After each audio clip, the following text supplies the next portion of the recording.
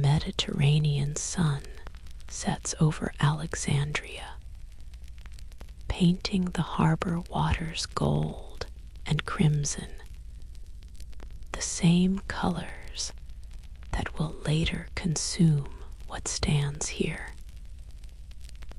But tonight, any night in those centuries, when the great library still breathed scholars walk quietly through marble corridors, their sandals whispering against stone worn smooth by devotion. In their hands, scrolls. In their hearts, hunger for understanding that transcends empire, that outlasts kings. Imagine the building not as ruin, but as living temple to human curiosity. The Mausian, the house of the Muses, rises in terraces and courtyards, its gardens carefully tended, its lecture halls echoing with philosophical debate in a dozen languages. Greek mingles with Egyptian, Aramaic with Persian. Scholars come from the edges of the known world, drawn by the rumor of knowledge gathered here, concentrated like honey, distilled into wisdom. What did those shelves hold? Copies of every important text the ancient world produced. Aristotle's treatises, gathered by Ptolemy's collectors, who searched every ship that docked in Alexandria's harbor, borrowing books to copy before returning them, or sometimes keeping the originals, sending back the copies. The works of Euclid, who taught geometry in these very halls.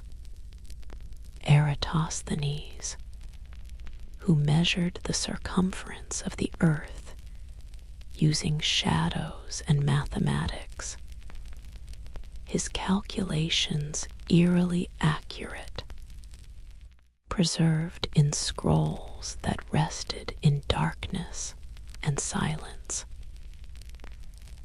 Medical knowledge from Egyptian priests who had practiced surgery and pharmacy for 3,000 years before Greece was born.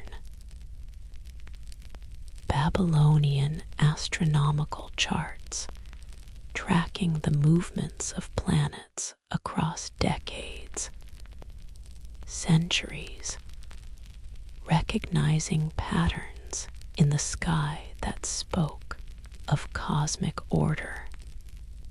Texts on engineering and hydraulics, on optics and acoustics, on botany cataloging plants that no longer exist or have since been forgotten.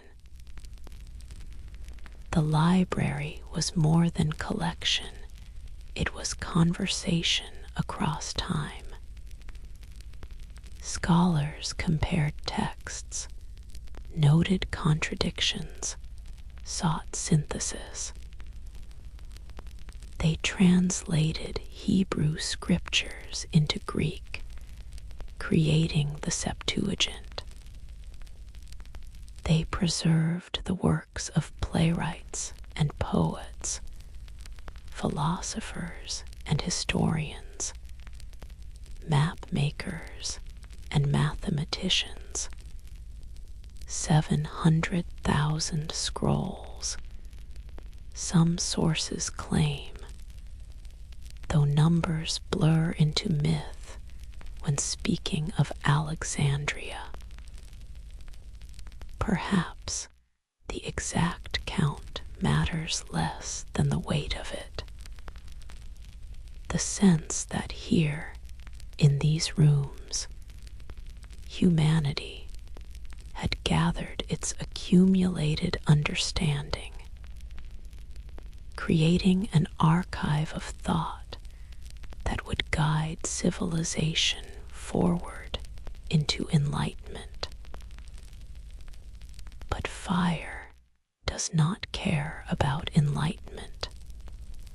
The traditional story blames Julius Caesar, 48 BCE, his ships burning in the harbor during his Egyptian campaign, flames spreading to the waterfront warehouses where some scrolls were stored. Others point to later fires. The decree of Theodosius in 391 CE, authorizing the destruction of pagan temples, Christian mobs sweeping through with righteous flame. Still others to the Muslim conquest of 642 CE. Though this tale that the scrolls heated Alexandria's baths for 6 months is likely medieval invention, political mythology dressed as history. Perhaps the truth is slower and sadder than any single catastrophe. Perhaps the library died by degrees. Budgets cut during times of political instability. Scholars leaving for safer cities. Scrolls deteriorating in Alexandria's humid air. Knowledge slipping away like sand through fingers. One manuscript at a time. One generation's negligence compounding the last. What we know with certainty is the absence. The silence where conversation used to be.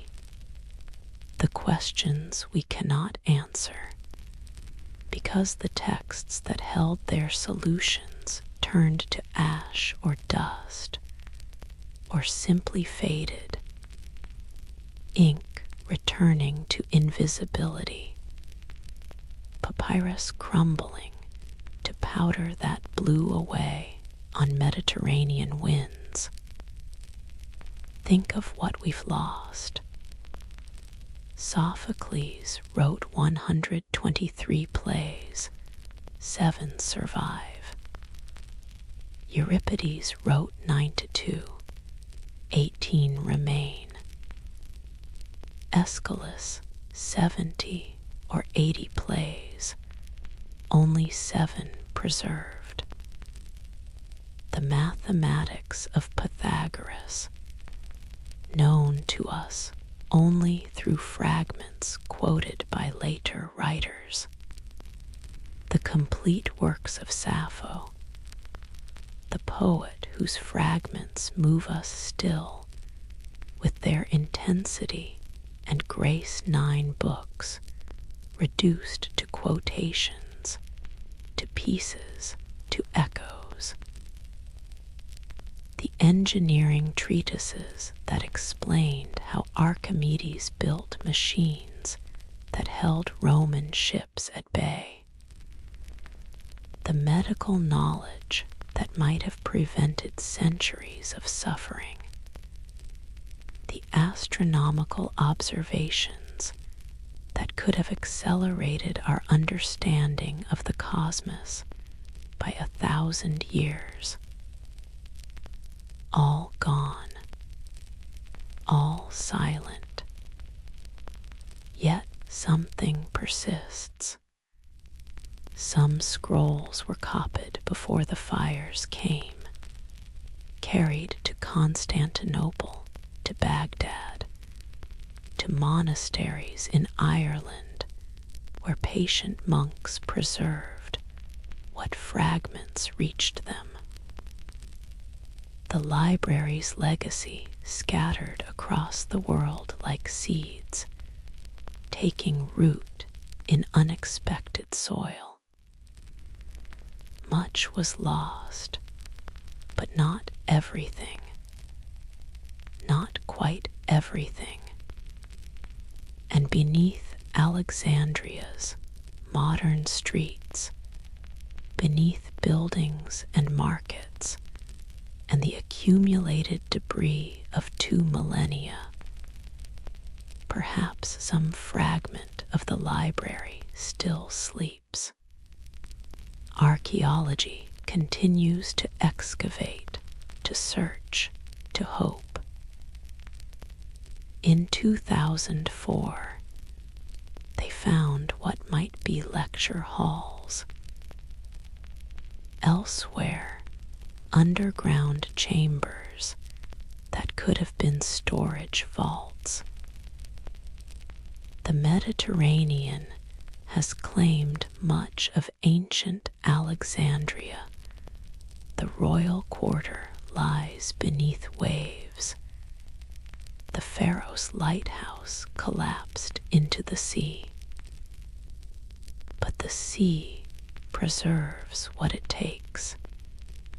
Somewhere in that darkness, in silt and salt water, might rest a sealed chamber, a forgotten vault, scrolls wrapped in waterproof cases by librarians who knew the fire was coming and tried to save what they could.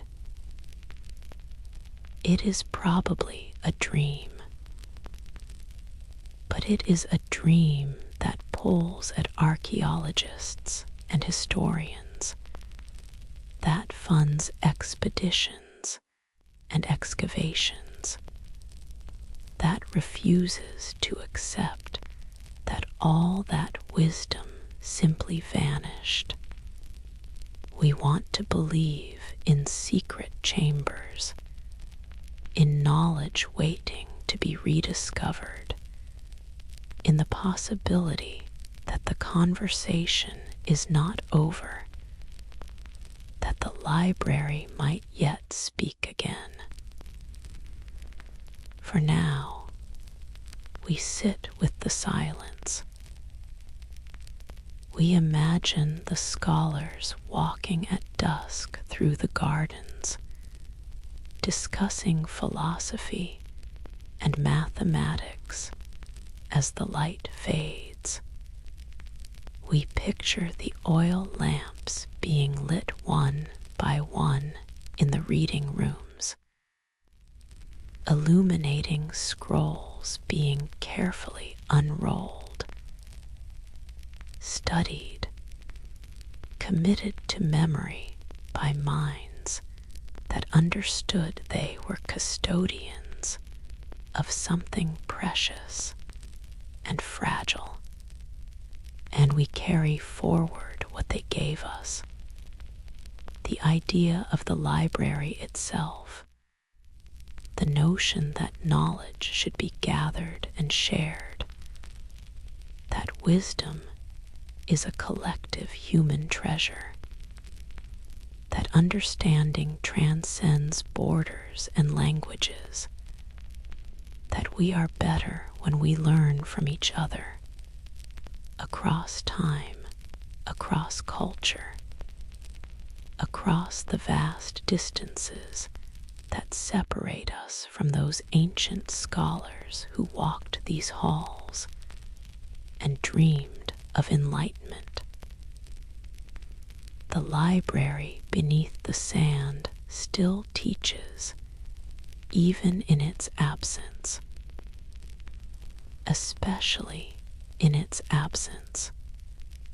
It teaches us what we lose when knowledge burns, when books are banned, when curiosity is punished, when learning is locked away from those who hunger for it.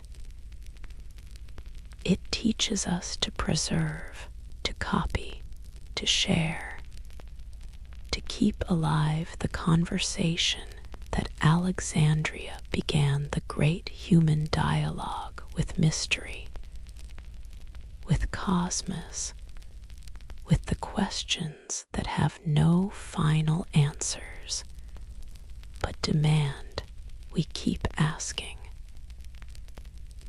The scrolls are gone. The building has crumbled, but the library endures in every library we build, every archive we maintain, every effort to gather and preserve human knowledge. Alexandria was not the end. It was the beginning, the model we still follow, the dream we still chase, the sacred obligation to remember and to share what we remember. Sleep now with the sound of ancient scribes copying by lamplight, preserving what they could, fighting against the coming dark with ink and papyrus and devoted attention. They lost, but they also won. We remember, we remember. On the Salisbury Plain, where wind moves unobstructed across grassland that has known 10,000 years of human presence, stones stand in a circle. They have stood so long they seem to have grown from the earth itself. Gray megaliths rising like teeth, like fingers, like prayers made solid. This is Stonehenge, and it is waiting. Waiting for what? For whom? These are the questions that tremble in the air around the monument, that echo in the space between the stones, that have troubled human minds since history began recording itself. The stones are older than writing in Britain, older than the wheel in this part of the world, older than bronze. They were ancient when the Druids came, when Celtic tribes named these islands home. They stand in sublime indifference to our theories, our measurements, our desperate need to understand. Let us walk the landscape as it might have appeared in the Neolithic. When the first earthworks were dug, hear not the massive stones yet, but a circular ditch and bank, enclosing space, making it sacred through the simple act of marking boundary. This is 5,000 years ago, when agriculture is still relatively new to Britain, when communities are small and scattered, when the world is populated with spirits, and the boundary between seen and unseen is gossamer thin. Why here? The location seems arbitrary flat plain, no natural harbor, no strategic high ground, no river running close. something called them to this place. Something insisted this ground was holy, worth the investment of labor that defies imagination.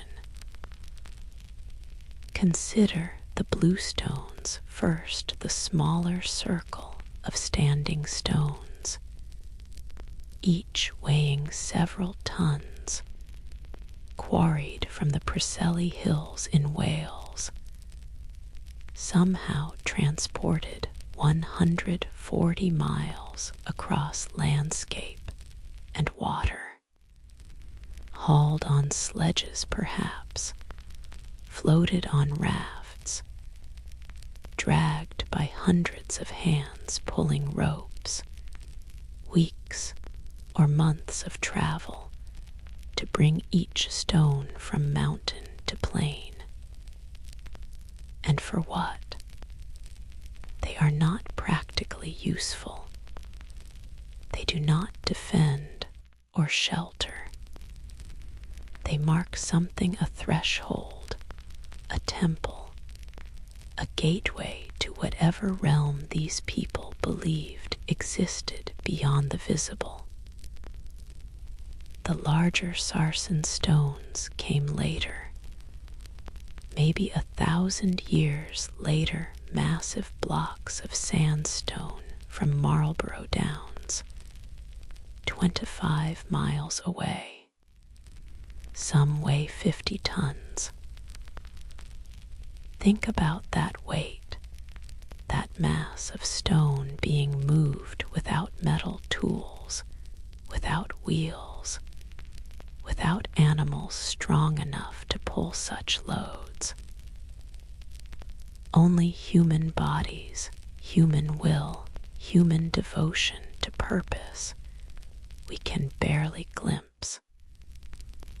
They shaped these stones, hammerstones pounding against sandstone for hours, days, weeks, creating the smooth surfaces, the mortise and tenon joints that hold lintels in place. Someone understood engineering, geometry, the distribution of weight. Someone planned this, designed the circle, calculated the positions, ensured that on midsummer sunrise the light would stream through the gap in just this way, and on midwinter sunset it would align just so. Was it a temple? Almost certainly. But temple to what god, what force, what mystery? The sun seems obvious. The alignments point to solar events, the passage of seasons marked in stone. Agricultural societies need to know when to plant, when to harvest. A calendar makes sense, but this seems too grand for mere timekeeping, too sacred for simple agricultural utility. Some scholars suggest healing a Neolithic Lourdes, where the sick journeyed seeking cures, where the stones themselves were believed to hold therapeutic power. Evidence supports this. Many of the burials found nearby show signs of injury or illness. People who traveled far to die or be healed in the presence of these megaliths. Others propose astronomical observatory, a sophisticated calculator of celestial movements, not just sun, but moon, planets, eclipses. The complexity of the alignments supports this. Stonehenge tracks lunar cycles with precision that suggests generations of observation, accumulated knowledge passed down from astronomers we will never name. Or perhaps it was a place of ancestors, a temple to the dead, where the living came to commune with those who had crossed to the Shadowlands. The cremated remains, the grave goods, the reverent placement of bodies in the earth around the stones, all speak of a people who understood death as threshold rather than ending, who believed the dead still participated in community, still required respect and remembrance. The most honest answer is probably all of these and none of these. Stonehenge was whatever its builders needed it to be, and their needs were as layered and complex as our own. Sacred space does not have single purpose. It holds what we bring to it: grief, hope, fear, wonder, the aching need to touch something that transcends our brief lives. Stand inside the circle now in imagination on midsummer dawn. The sun crests the horizon, its first rays streaming through the gap between heel stone and uprights, illuminating the central altar stone. Around you, perhaps, a community gathers people in hides and homespun, carrying offerings, singing songs in a language lost before Latin was born. They know why they're here. They know what these stones mean. The knowledge is obvious to them, woven into their understanding of cosmos and spirit and the land itself. But they are dust now, and their certainty has dissolved with them, leaving us these mute stones, these enigmatic megaliths that refuse to yield their secrets, no matter how many ground-penetrating radars we deploy, how many soil samples we analyze, how many theories we propose and revise and abandon. The Druids are not the builders. They came 3,000 years too late. Yet Celtic mythology clings to Stonehenge. Tales of Merlin raising the stones through magic, of giants dancing in a circle turned to stone by enchantment. Perhaps these later stories grope toward truth, that the monument was always already ancient, already mysterious, already beyond ordinary understanding. In the 1960s, an astronomer named Gerald Hawkins proposed that Stonehenge was a computer, its stones positioned to predict eclipses, to track the complex cycles of moon and sun with mathematical precision. His colleagues in archaeology dismissed this too sophisticated, they said, for Neolithic minds. But why? Why assume ancient people were less intelligent than us, less capable of observation, patience, geometric insight?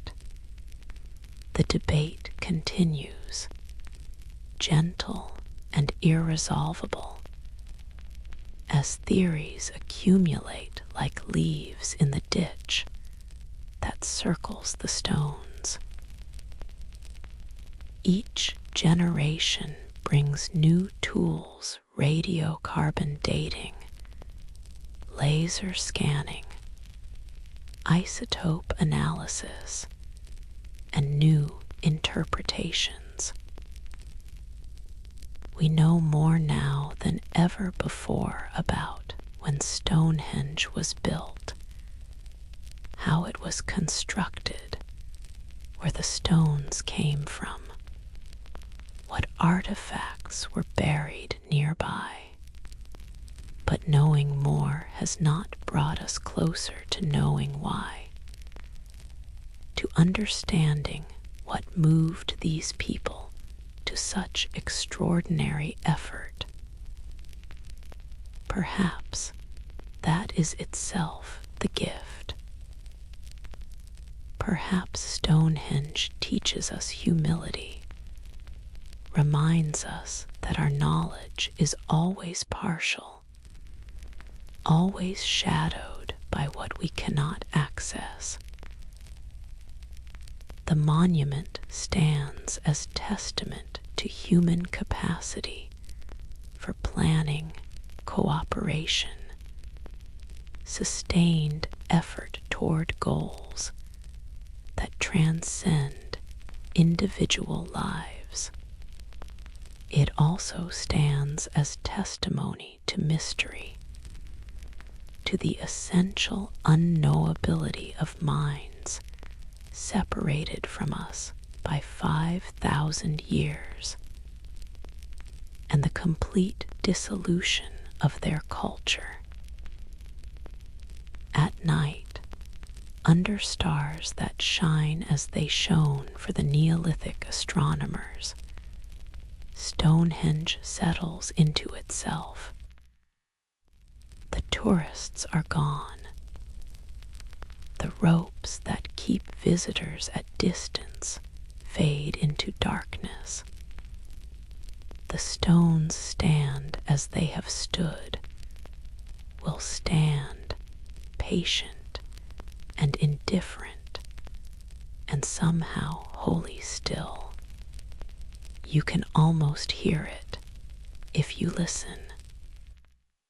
The sound of stones being dragged across the plain, the singing of workers moving in rhythm, the chanting of priests at solstice dawn, the weeping of mourners burying their dead in sacred ground, the laughter of children playing in the shadow of megaliths, the whispered prayers in a language that has left no record, no echo, except these stones, these mysterious stones that mark a gate to understanding we cannot quite pass through. Sleep now with the image of the circle at twilight, stones darkening against the last light, the plain stretching away in all directions, empty and full, silent and singing. The gate of orphaned stars remains open, waiting for us to remember what we knew before we forgot, to understand what the stones have been telling us all along. If only we could learn again to listen. 400 symbols, beautifully arranged, carved into soft soapstone seals the size of postage stamps. A bull with a single horn, enigmatic and serene. A figure seated in yogic posture, surrounded by animals. Geometric patterns that might be letters, or might be art, or might be both. This is the Indus Valley script, and it is locked as thoroughly as any treasure vault, more mysterious than hieroglyphics ever were, more resistant to translation than linear. Be the civilization that created these symbols flourished along the Indus River, in what is now Pakistan and northwestern India, contemporaneous with ancient Egypt and Mesopotamia, from roughly 3300 to 1300 BC. They built cities that astound us still with their sophistication. Mohenjo-daro, Harappa, Dhalavira, Lothal. Urban centers with populations in the tens of thousands, laid out in precise grids, equipped with the world's first known sanitation systems, covered drains running beneath every street, public and private wells, bathrooms in individual houses with sophisticated drainage. They were engineers of water, these Indus people. They understood hydraulics, city planning, public health in ways that would not be matched in Europe for 3,000 years.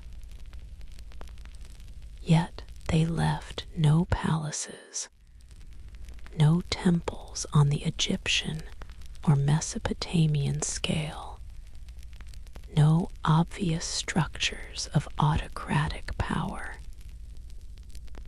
Their cities speak of organization without ostentation, of hierarchy without grandiosity. What kind of society builds this way? The seals give us glimpses, frustrating and partial. They're small objects, usually square, carved in intaglio so they could be pressed into clay or wax, leaving raised impressions, ancient signatures, perhaps, or official stamps marking goods, claiming ownership, authenticating documents. They've been found throughout the region, and even beyond in Mesopotamian cities, evidence of trade networks spanning the ancient Near East. The Indus Valley exported cotton cloth, carnelian beads, perhaps spices and timber. What did they import in return? Ideas, techniques, stories. The inscriptions are brief, typically 5 symbols, rarely more than 20. Too short for us to detect patterns with certainty, to recognize grammar or syntax, or the structure that would unlock meaning. Scholars have tried everything, assuming the script is logographic like Chinese, phonetic like alphabets, a hybrid like Egyptian hieroglyphics. They've applied statistical analysis, computer algorithms, linguistic comparisons with every language family from Dravidian to Indo-European to language isolates with no known relatives. Nothing works. Or rather, everything works a little, nothing works completely. The script remains stubbornly opaque, guarding its secrets with the patience of stone. What did they write about? These careful craftsmen carving symbols into soapstone. Were the seals bureaucratic recording quantities of grain, claiming authority over shipments of copper? Were they religious, invoking gods or spirits whose names we will never know? Were they personal, names of merchants or kings, or simply proud citizens claiming this belongs to me? The imagery on the seals tantalizes. The unicorn bull appears on almost half of all seals, clearly significant. But how? Was it a clan symbol, a deity, a mythological creature? Or perhaps not a unicorn at all, but a profile view of a two-horned animal? We cannot ask. We cannot know. The figure in yogic posture, surrounded by animals, has been called Proto-Shiva, suggesting continuity between Indus religion and later Hinduism.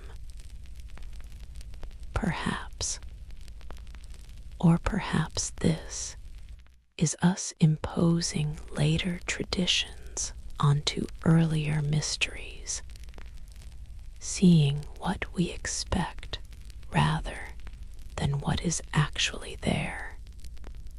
The figure might be a priest, a deity, a mythological hero, or simply a human in a posture of meditation or ritual. The animals surrounding him might be worshippers, companions, or purely decorative. Every interpretation is speculation layered upon silence. Walking through the ruins of Mohenjo-daro today, you can trace the city's careful planning. The Great Bath, a large public bathing area with waterproofed bricks and elaborate drainage. The granary where wheat was stored in quantities that speak of surplus, stability, administrative organization. The residential blocks with their private wells and bathroom facilities. The wide main streets running north-south, east-west, in perfect orthogonal precision. But nowhere are there hieroglyphic panels explaining who built this, why they built it, what they believed, how they governed themselves. No Rosetta Stone has emerged to crack the code. No bilingual inscription bridges the gap between Indus script and the Brahmi script that emerged in India over 1,000 years after the Indus cities were abandoned. The written language of these people is an island, isolated in time, with no ancestors we can identify and no descendants we can trace. This is the peculiar tragedy of the Indus Valley civilization. They left us everything except the key to understanding what they left.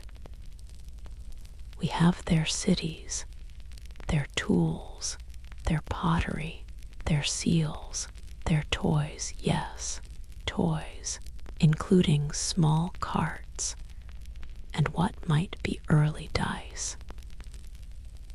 We can trace their trade routes, reconstruct their diet, admire their metallurgy and their urban planning. But we cannot read their thoughts. We cannot hear their voices. Why did it end? The cities were abandoned gradually, over centuries. No signs of invasion or catastrophe. No evidence of fire or earthquake destroying the urban centers. Instead, slow decline. Buildings not maintained, pottery becoming cruder, the careful grid system breaking down, population declining, shifting eastward toward the Ganges Valley. Climate change seems probable, the Ghaggar-Hakra River system drying up, monsoon patterns shifting, the agricultural surplus that supported urban life dwindling. People adapted, moved, changed their ways. The cities were not destroyed. They were simply left behind, abandoned to wind and sand and the patient accumulation of dust. And with the cities went the script. Within a few generations, no one remembered how to read the symbols. The knowledge was not violently suppressed or deliberately destroyed. It was simply forgotten. The way so much is forgotten when necessity changes, when survival demands adaptation, when the contexts that gave meaning to old knowledge dissolve. Today, the seals rest in museums, Pakistan, India, Britain, scattered through institutions around the world. They sit behind glass, beautifully displayed, meticulously catalogued, completely inscrutable. Scholars still work on decipherment, still hope for breakthrough, still apply new methods and technologies. AI analysis, statistical modeling, comparative linguistics. Each new tool brings new hope. And so far, each new tool has foundered on the same fundamental problem. Too little text, too much time, no bridge to languages we understand. Perhaps it is fitting. Perhaps some mysteries are meant to remain mysteries, some voices to stay silent. The Indus Valley people built their cities, lived their lives, loved and grieved and died, participated in the grand human project of creating meaning in a universe that offers none inherently. They did this without leaving us their story in words we can read, without explaining themselves, without begging for our understanding or approval. They simply were, and now they are not, and these symbols remain, beautiful and enigmatic, holding their secrets like seeds that will not germinate, like doors that will not open, like whispers in a language that dissolved in air before our ancestors learned to write down theirs. In the silence of the script, perhaps we can find a kind of peace. Not everything needs to be known. Not every mystery needs solution. Sometimes the reverent acknowledgement of what we cannot grasp is itself a form of wisdom, recognizing that human understanding has limits. That time claims more than it preserves. That absence can be as profound as presence. Sleep now, with the image of the unicorn bull gazing calmly from its seal, surrounded by symbols that once meant everything to someone and now mean nothing to anyone, or rather mean mystery itself, mean the vast, unknowable span of human experience that leaves no clear record, that slips through our grasping fingers like water, like sand, like the 5,000 years that separate us from the last person who could read these symbols and understand what they were trying to say. In the British Museum, behind protective glass, rests a circle of polished volcanic stone, black as midnight, smooth as still water. It is roughly the size of a hand, slightly convex, its surface unmarred except by the passage of centuries and the breath of those who gazed into its darkness, seeking visions. This is John Dee's scrying mirror, and it has looked into realms we cannot map, has reflected scenes we cannot verify, has been both window and lie, both portal and delusion, depending on who tells the story. Obsidian forms when volcanic lava cools rapidly, creating glass natural elemental, carrying in its substance the memory of fire and transformation.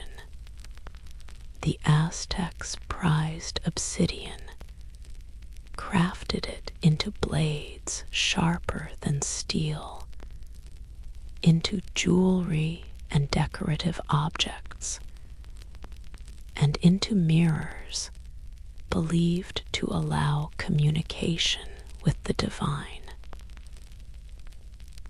Tezcatlipoca, the smoking mirror god, was said to carry such a mirror, to see through it into human hearts, to know what was hidden, what was feared, what was desired. How this particular mirror traveled from Mesoamerica to Elizabethan England is unclear, perhaps taken as plunder by conquistadors, purchased by collectors fascinated with New World curiosities, passing through unknown hands before arriving in the possession of John Dee, mathematician, astronomer, occult philosopher, and advisor to Queen Elizabeth I.D., was not a charlatan, or at least not merely a charlatan. He was a serious scholar, a man who saw no contradiction between mathematics and magic, who believed that through proper study and technique, one could communicate with angelic beings, could access hidden knowledge, could peer beyond the veil that separates material reality from spiritual realms. In his library at Mortlake, surrounded by one of the largest book collections in England, over 4,000 volumes, on subjects from navigation to alchemy to sacred geometry. He conducted experiments in communication with what he called angels. His method required the mirror, or alternatively, a crystal stone, both objects serving as focal points, as portals through which non-physical entities could manifest or communicate. Dee himself did not claim to see visions directly. For that, he needed a scryer, someone with the psychic sensitivity to perceive what appeared in the reflective surfaces. His most famous collaborator was Edward Kelly, a man with questionable past, possible criminal history, and undeniable charisma. Together, over several years in the 1580s, Dee and Kelly conducted sessions of spiritual conferencing. Kelly would gaze into the obsidian mirror or the crystal while Dee recorded what Kelly reported seeing and hearing. What emerged were conversations with entities who identified themselves as angels Uriel, Gabriel, Raphael, and others with stranger names: Madame, Galva, Nalvage. These beings, according to Kelly's visions, and Dee's meticulous notes revealed a new language, the Enochian tongue, which they claimed was the original language spoken by God to Adam, the language of creation itself. The Enochian language is genuinely strange, internally consistent enough to have grammar and syntax, to be learnable, yet completely unlike any known human language family. Scholars have debated its origin ever since. Was it genuine divine revelation? Was it Kelly's elaborate invention? Was it drawn from Dee's subconscious, constructed through their collaborative sessions? A shared hallucination taking linguistic form. What the angels told them was often unsettling. They received instructions for complex magical rituals, for creating elaborate tables and sigils, for conjuring and binding spirits.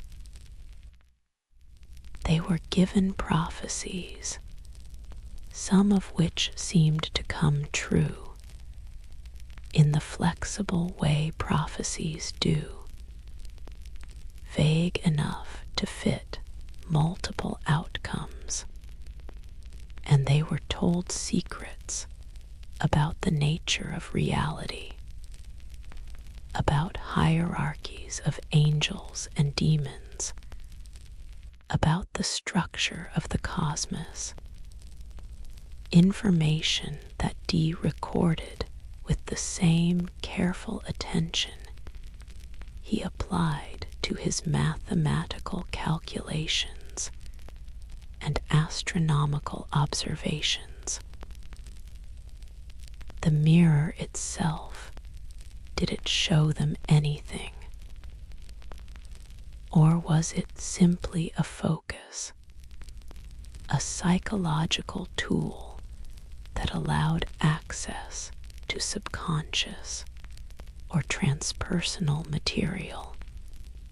Looking into polished obsidian, especially in candlelight, can induce a trance state, a softening of normal consciousness where imagination becomes vivid, where internal images project outward and seem external, objective, real.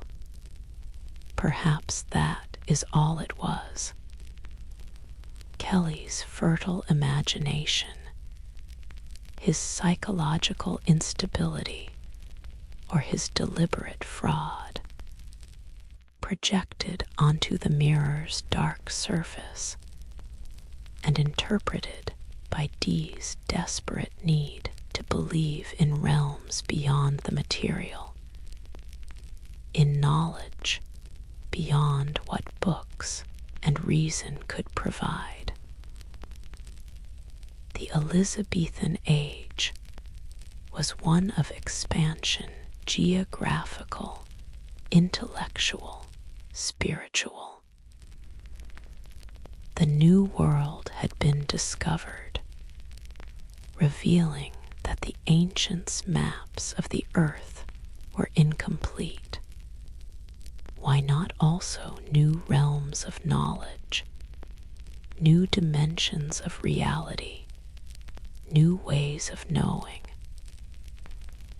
Or perhaps, and this is where we enter uncertainty, perhaps the mirror did show something. Perhaps there are realms adjacent to ours. Perhaps consciousness can extend beyond skull and synapses. Perhaps certain objects or practices can facilitate access to dimensions we have forgotten how to perceive in our modern, rationalized, materialist age. Perhaps the mirror was exactly what Dee believed it to be, a tool for seeing beyond the visible. We cannot know. The mirror sits in its case, dark and silent, offering no answers. Its surface reflects only what is placed before it. Museum lights, the faces of visitors who peer into it, hoping for some echo of mystery, some frisson of the uncanny. It is just volcanic glass, formed in fire, polished by hands, carried across ocean. Used in ceremonies we can reconstruct only through written records that themselves might be fiction or delusion, or something we have no adequate word for. Other obsidian mirrors exist, other scrying stones, other reflective surfaces used throughout history for divination, water in dark bowls, polished metal, crystals, even pools of ink. The practice crosses cultures. Chinese fortune tellers, Persian mystics, Amazonian shamans, Celtic priests all developed techniques for reading visions in reflective surfaces, for accessing hidden knowledge or future sight or communication with spirits. Is there something about the act of gazing into darkness, into depths that have no bottom, into surfaces that reflect and distort and create ambiguity? Is there something about this that opens doors in consciousness? Or is it purely psychological, a technique for silencing the critical mind and allowing the pattern-seeking, story-making aspects of consciousness to operate without censorship? Modern psychology might call it scrying a form of active imagination, a deliberate cultivation of hypnagogic states, the use of Rorschach-like ambiguity to externalize internal content. This does not make it less real as an experience, less valuable as a technique for accessing parts of the psyche that rational thought keeps locked away. But neither does it confirm the existence of angels or spirits or realms beyond matter. Dee died in poverty, his library destroyed by mob violence, his reputation in ruins, considered by many to be a madman or a dupe.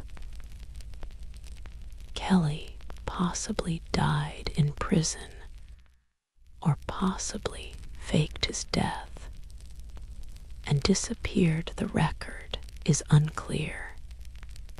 The Enochian language they revealed or created lives on, used by ceremonial magicians who believe it holds power, who perform the rituals de-recorded, who invoke the entities that spoke through the mirror. And the mirror itself rests in London, an artifact of ambiguity, belonging equally to history of science, history of magic, history of delusion, history of sincere inquiry into mysteries that remain mysterious despite our technologies and methodologies and centuries of accumulated knowledge. Look into it in imagination. See your own face reflected darkly in its obsidian curve. See candlelight flickering, making the surface seem to move, to have depth where there is only solid stone. See, perhaps, a flicker of something else movement in the darkness, pattern in the grain of the volcanic glass, suggestion of form that might be pareidolia, or might be vision, or might be something we have no category for, something that exists in the space between what is real and what is perceived, what is objective and what is experienced. The mirror offers no answers, only reflection. And in that reflection, only questions. What did they see, those Elizabethan magicians? What were they really doing in their sessions of angelic communication? What parts of the human mind or soul or consciousness did they access through ritual and obsidian and desperate longing to know what is unknowable?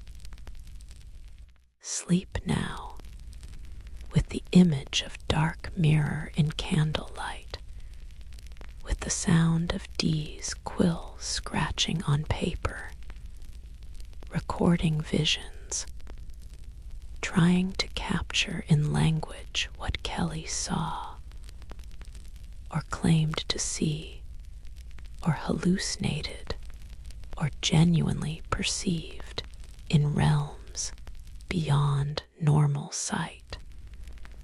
Sleep with the possibility that mystery is real, that there are more things in heaven and earth than our philosophies account for, that sometimes the old ways knew something we have forgotten in our certainty, our materialism, our insistence that only the measurable is real.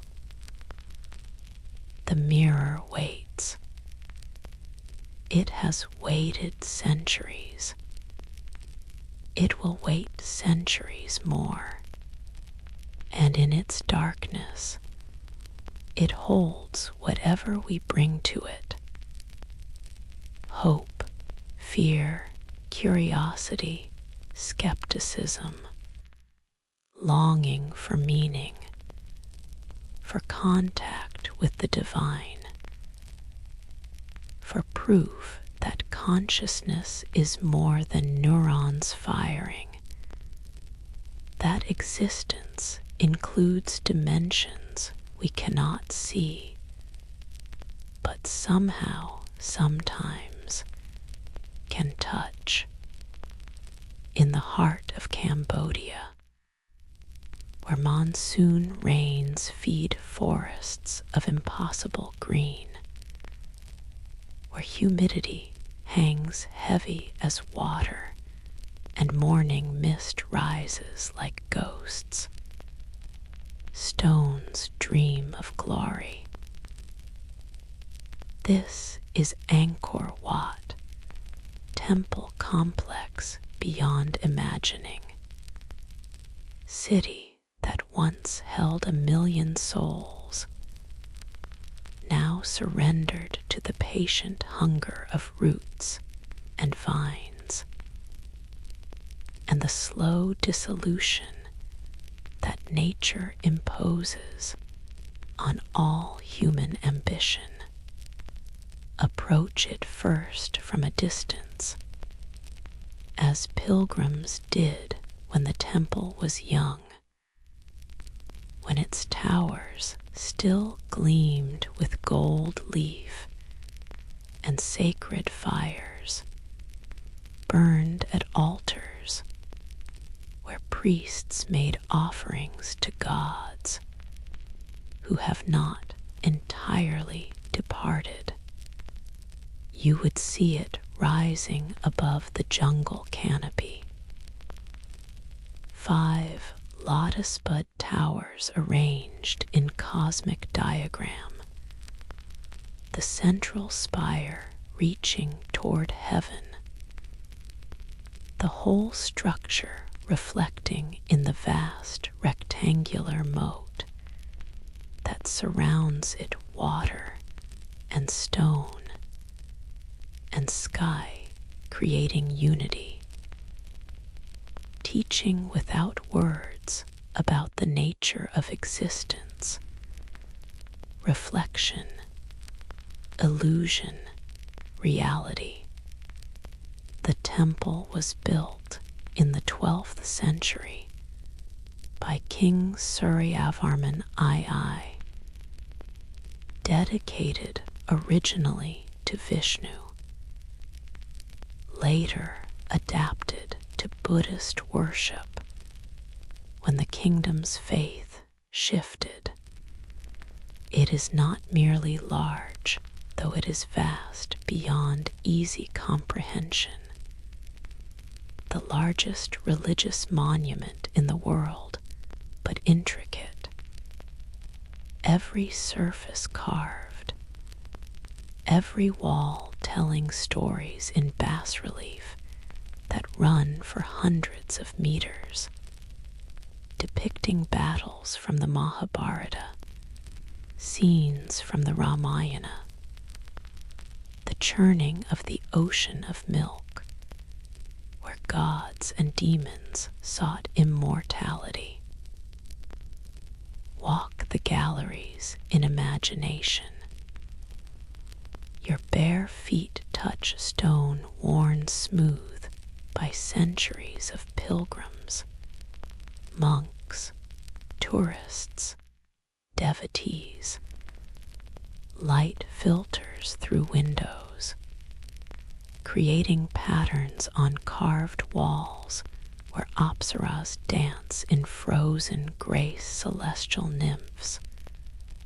Hundreds of them, each unique, each beautiful, each holding a posture of perfect balance between movement and stillness. They wear elaborate headdresses, jewelry rendered in stone with such delicate precision you can see individual beads, individual flowers. Their faces serene, their gestures mudras of blessing and welcome and sacred invitation. The galleries wind deeper into shadow, into cool silence, where even modern visitors lower their voices, sensing the holiness that persists despite tourism, despite the passage of empires, despite the fact that no one alive worships here in the way the temple was designed for, with the rituals it was built to house. In the central sanctuary, at the heart of the temple, stairs rise steeply toward the uppermost level, toward the central tower. These stairs are deliberately steep, almost vertical, requiring those who climb to do so with humility, hands and feet, ascending not as casual visitors, but as supplicants approaching the realm of the divine. At the top, the wind moves freely, offering views across the temple complex, across the jungle, toward other temple mountains top Rome, Bayon, Precon, each another marvel, another impossible construction that required not just labor, but vision, not just resources, but faith. But Angkor Wat is only one temple in a city that sprawled across hundreds of square kilometers.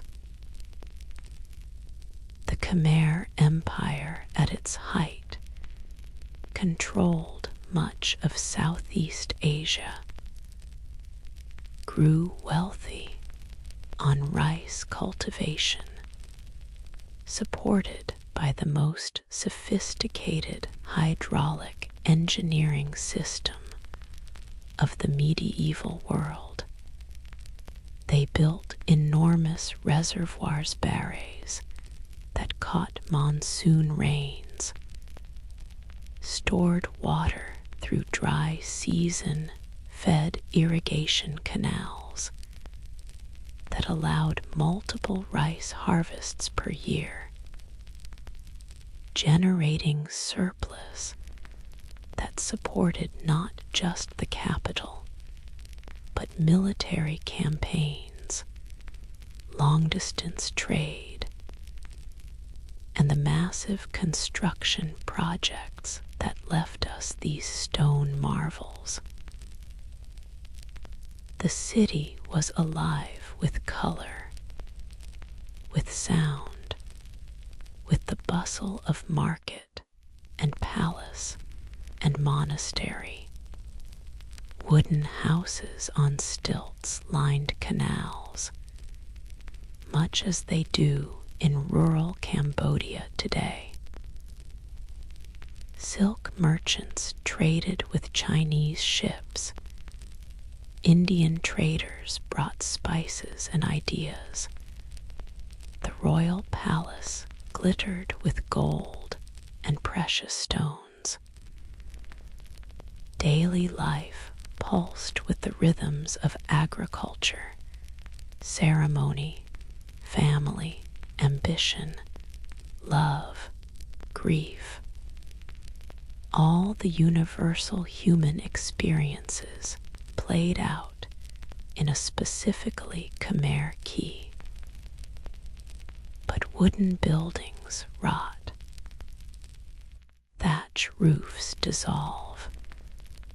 What remains is the stone temples and a few bridges, the permanent expressions of religious devotion, while the everyday city has returned to earth and been reclaimed by jungle. And the jungle here is particularly relentless. Ta Prohm Temple shows this most dramatically. Massive tree roots flow over and through the stone structures, creating surreal fusion of living and built, natural and artificial. Strangler figs and silk kitten trees have grown for centuries from seeds that landed in cracks, roots finding moisture, growing, splitting stones apart even as they hold the broken structures together. Remove the trees, and the temples would collapse. Leave the trees, and they continue their slow destruction. The conservators face impossible choices. The trees are beautiful, though, in their destructive embrace. Roots thick as elephant trunks cascade over doorways, looking like frozen waterfalls of wood, creating patterns that seem almost deliberate, as if the jungle is not destroying, but redecorating, adding organic architecture to human stone. In the dappled light filtering through the canopy, the effect is otherworldly, more Tolkien than historical sight, more dream than documentation. Why was Angkor abandoned? The simplest answer is ecological collapse. The hydraulic system that sustained the city became its weakness. Deforestation for building materials and agriculture, combined with climate shifts that made monsoons less predictable, meant the barrays could not be maintained.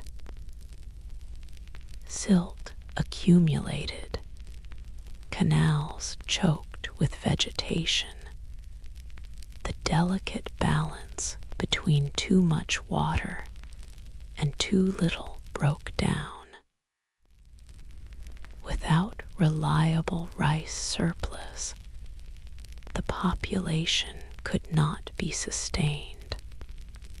People drifted away toward the coast, toward other centers of power. There were also invasions. Thai armies sacked Angkor in 1431, but the city was likely already in decline, its infrastructure failing, its economic base eroding. The coup de grace came not from sword, but from entropy, from the accumulated failures of maintenance, from the slow realization that what had worked for centuries was no longer viable. But Angkor Wat itself never completely emptied. Buddhist monks continued to worship there even as the empire crumbled, even as the jungle claimed the surrounding structures. Pilgrims still came, though fewer, though the roads were overgrown, though the great irrigation works had turned to swamp and tangle. The temple endured, never quite abandoned, never quite forgotten, maintained enough to prevent total collapse, sacred enough to deserve care, even when resources were scarce. European explorers discovered Angkor in the 19th century, though of course local people knew it was there all along. The French began conservation efforts, clearing some jungle stabilizing structures, documenting the inscriptions and architecture.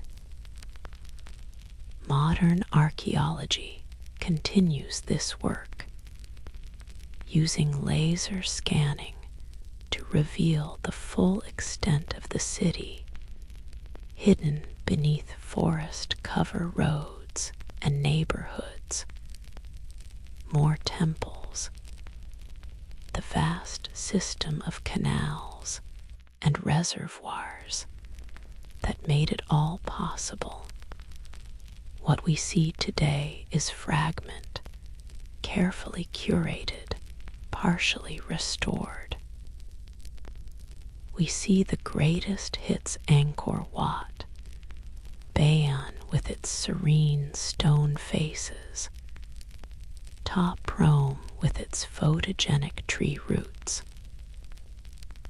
But we do not see the full city as it was, cannot imagine the bustle and noise, the smell of incense and cooking fires, the sound of Sanskrit chanting and marketplace bargaining, the visual riot of colored silk and painted wood, gold leaf catching tropical sun. We see instead the skeleton, beautiful in its way, instructive in its decay.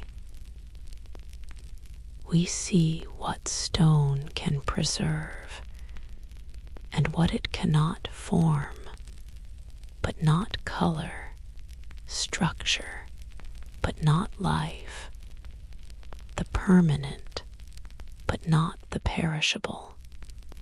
And we see nature's patience, the way forest waits, always waits, ready to reclaim what was taken from it, to cover human ambition with green silence, to grow roots through cracks,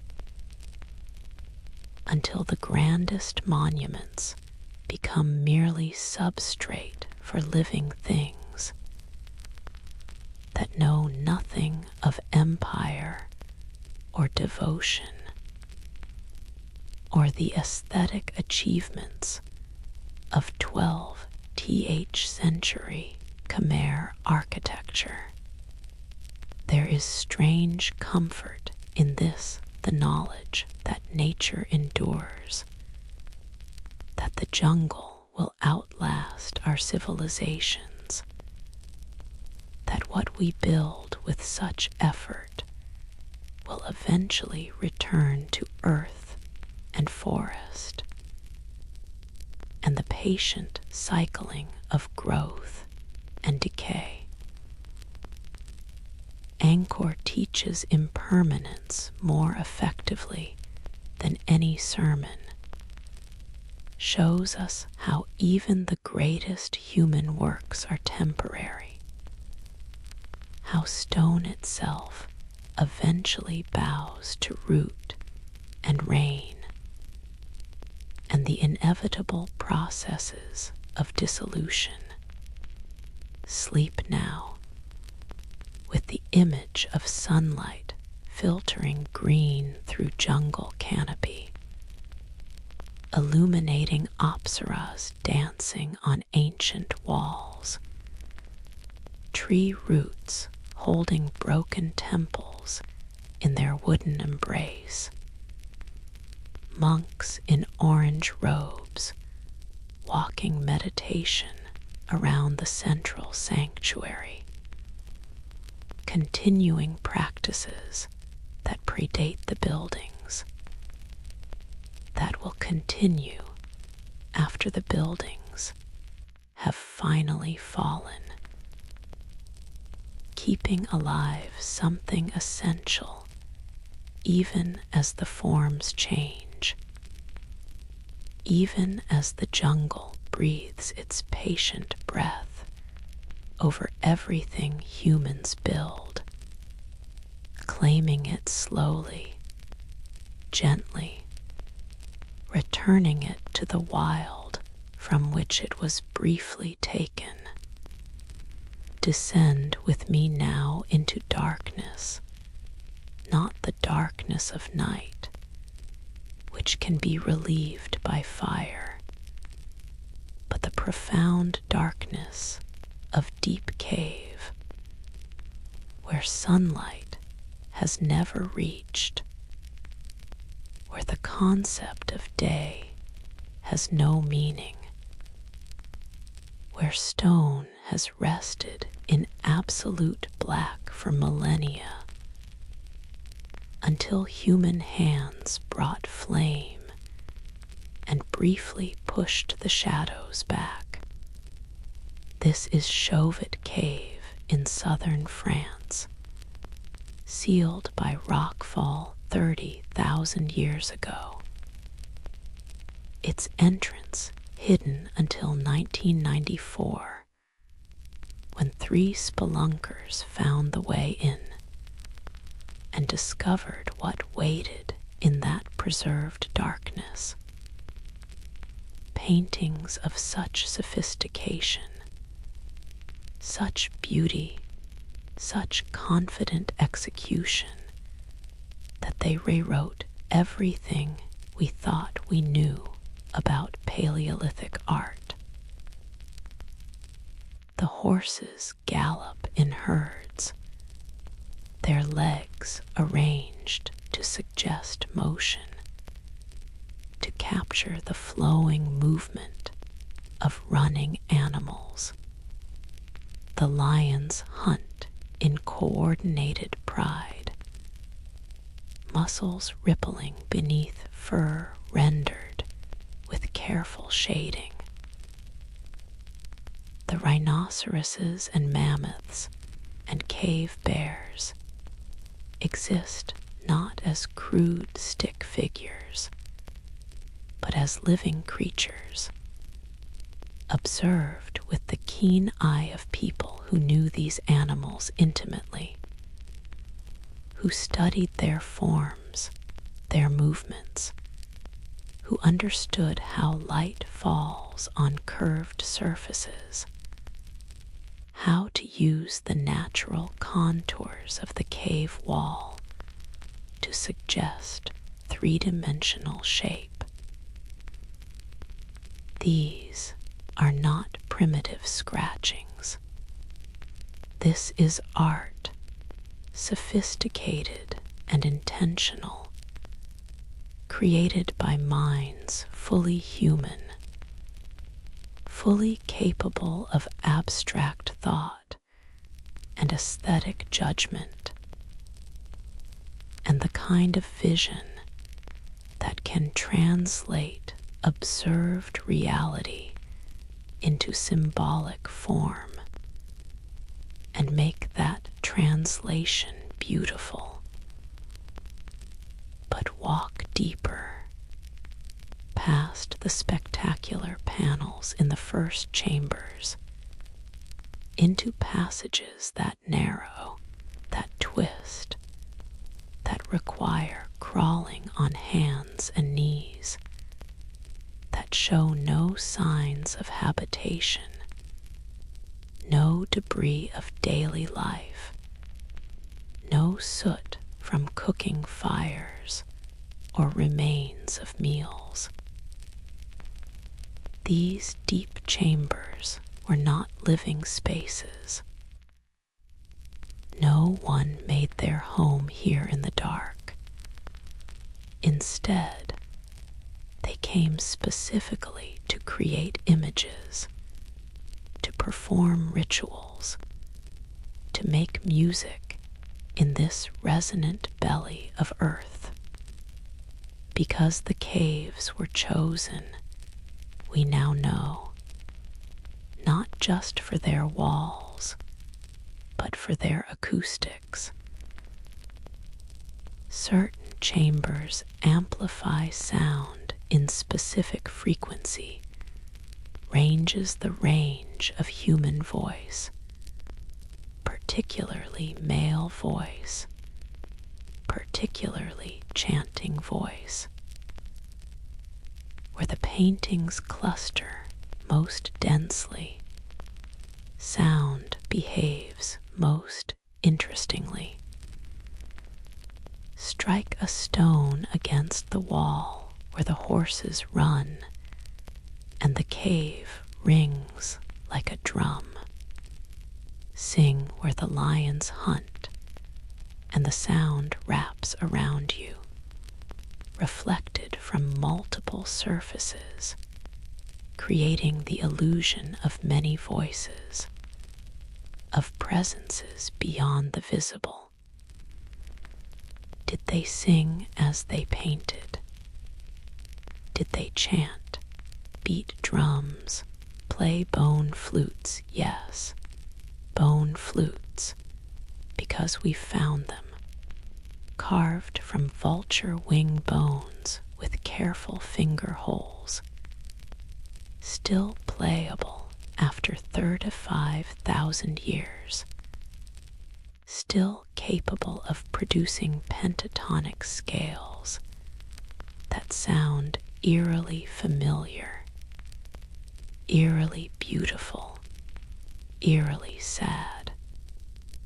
Try to imagine the ceremony.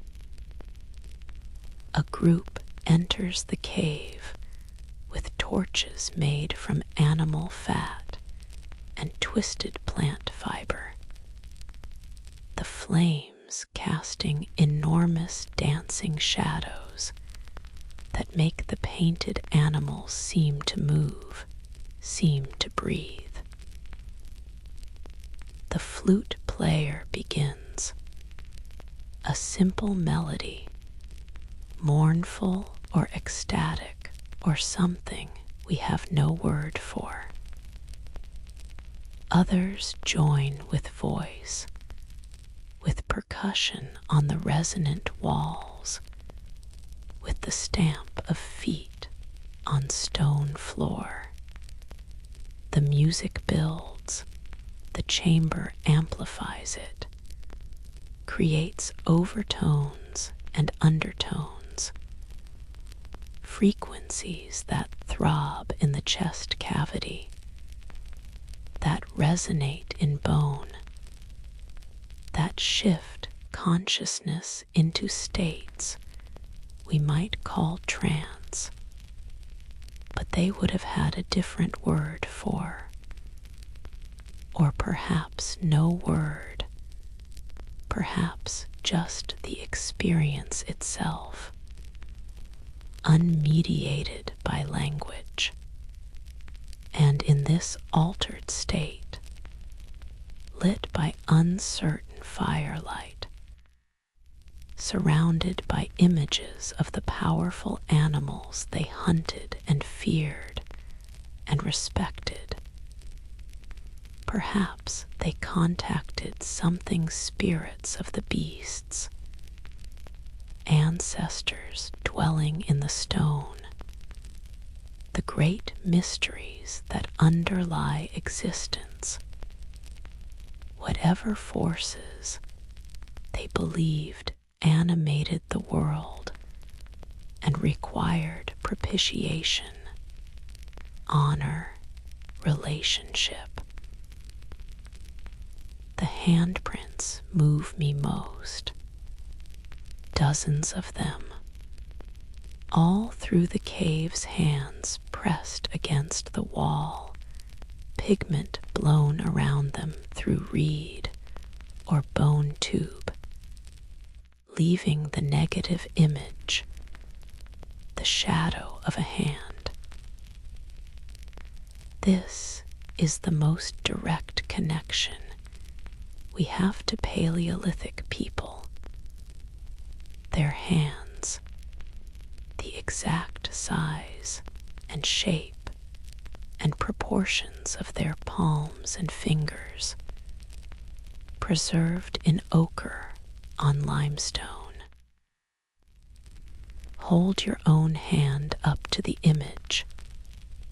Match palm to palm across 30,000 years. feel the impossible intimacy of it. This person stood where you stand, felt what you feel, was human in precisely the way you are human, with the same capacity for wonder, fear, love, imagination, the same need to leave a mark, to say, I was here, I existed, I mattered. But we cannot know their names, cannot know if they were shamans or artists or the Paleolithic equivalent of teenagers sneaking away from camp to make trouble, cannot know if the handprints were ritual or play, sacred or profane, significant or casual, cannot know what songs they sang, what stories they told about the animals they painted, what meanings they invested in the act of creating these images. Language existed by then. Humans have been anatomically modern for at least 200,000 years, and language capacity is fundamental to human cognition, necessary for the kind of complex cooperation that allowed our species to spread across the globe. But it was oral language only, leaving no record, every word spoken dissolving instantly in air. The paintings are their words, perhaps, visual language expressing what mattered, the animals they lived among, the hands that made the marks, the mystery they felt in darkness and in firelight, in the resonant chambers where sound became strange, became numinous, became the voice of the earth itself speaking back to them. Modern researchers bring spectrometers and chemical analysis, radiocarbon dating and photogrammetry, laser scanning and acoustic modeling. We measure everything measurable, the age of the pigments, the mineral composition of the ochre, the acoustic properties of each chamber, the frequency response of the resonant walls. We create 3D models and detailed studies, publish papers, and make documentaries. Try to understand through science what was created through something that science cannot quite reach, the ecstatic, the sacred, the attempt to touch mystery through image and sound, and the transformation of consciousness that happens in deep darkness when fire and music work their ancient magic. The caves are closed now, most of them.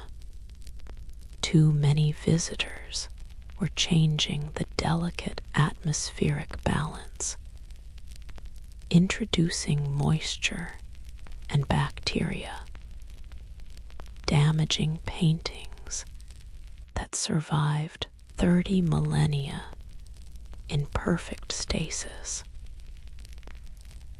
So we visit replicas instead, exact copies that preserve the experience without risking the original. It's not quite the same. The replicas lack the aura of authenticity, the knowledge that these walls actually knew Paleolithic firelight, that these images were actually created by human hands 40,000 years ago. But perhaps that's appropriate.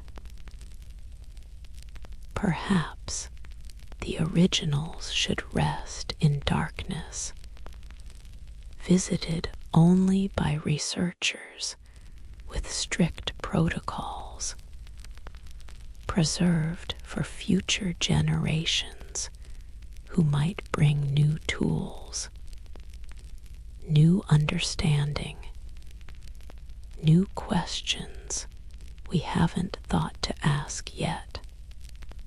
Perhaps the paintings serve best not as tourist attractions, but as what they always were: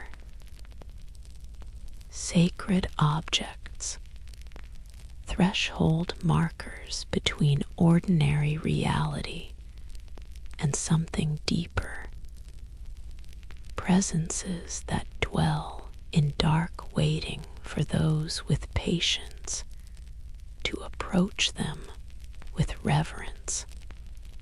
Sleep now, with the sound of bone flute in your ears, with the image of horses running forever on stone walls, with the feeling of your hand matching palm to palm with ancestors separated from you by unimaginable spans of time, yet intimate as breath,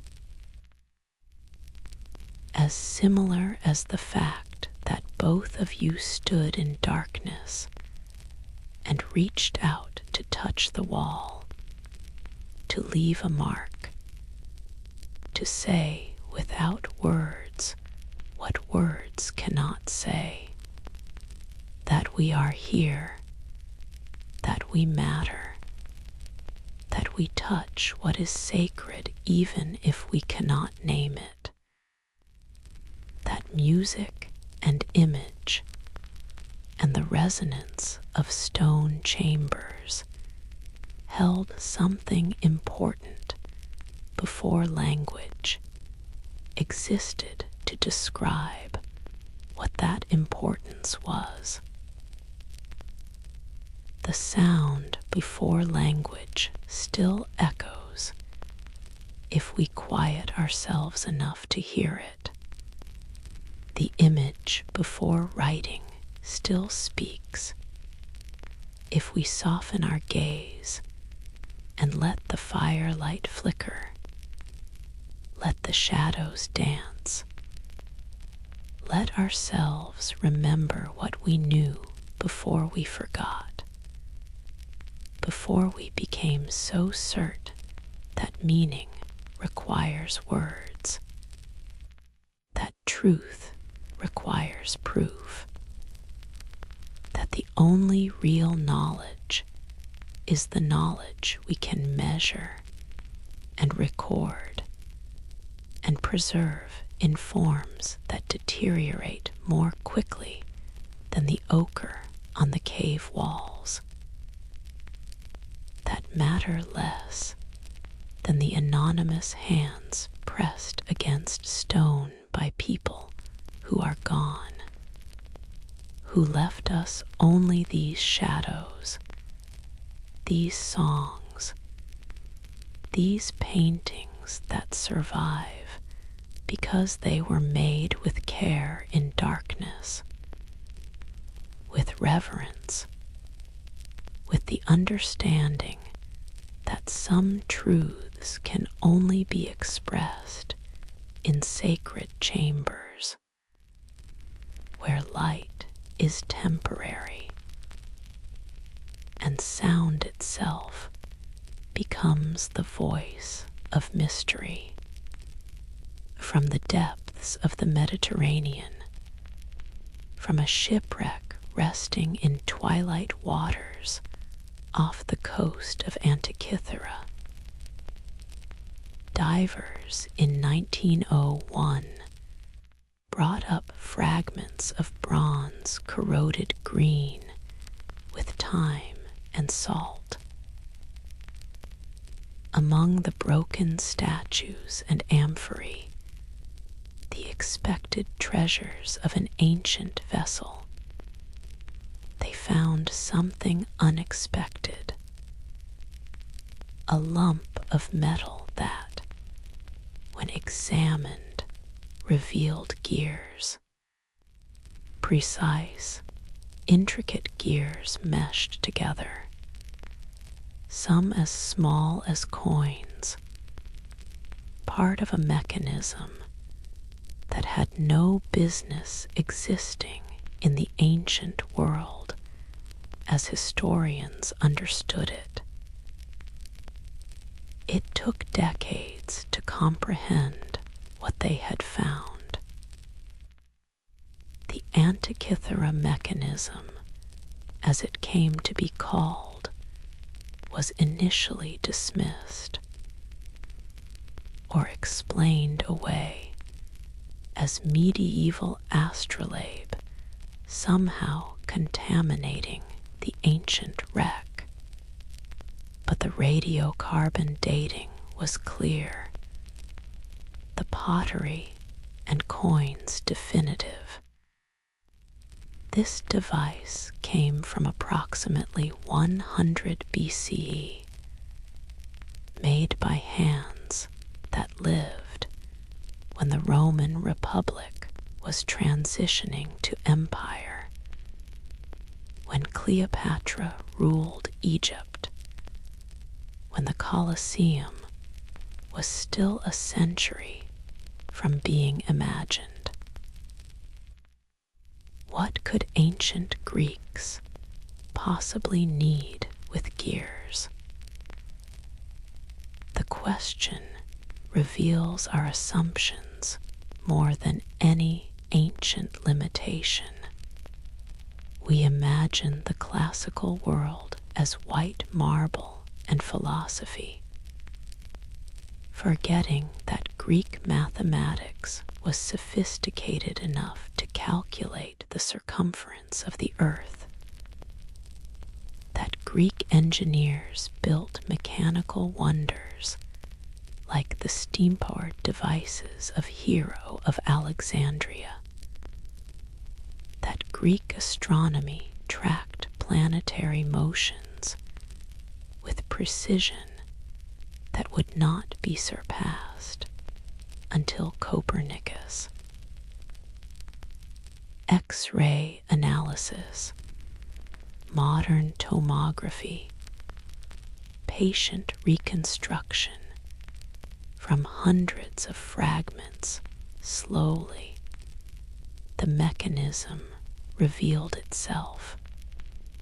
It is a calculator, an analog computer designed to predict astronomical positions.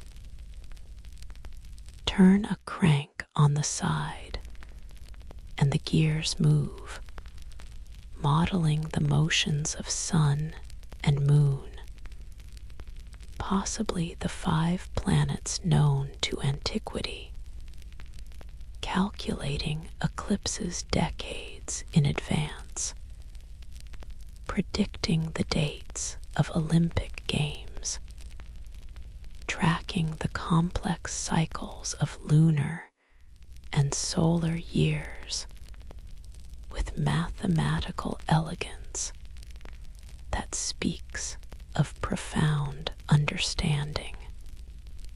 The main dial shows the solar year, divided into the Egyptian calendar's 12 months.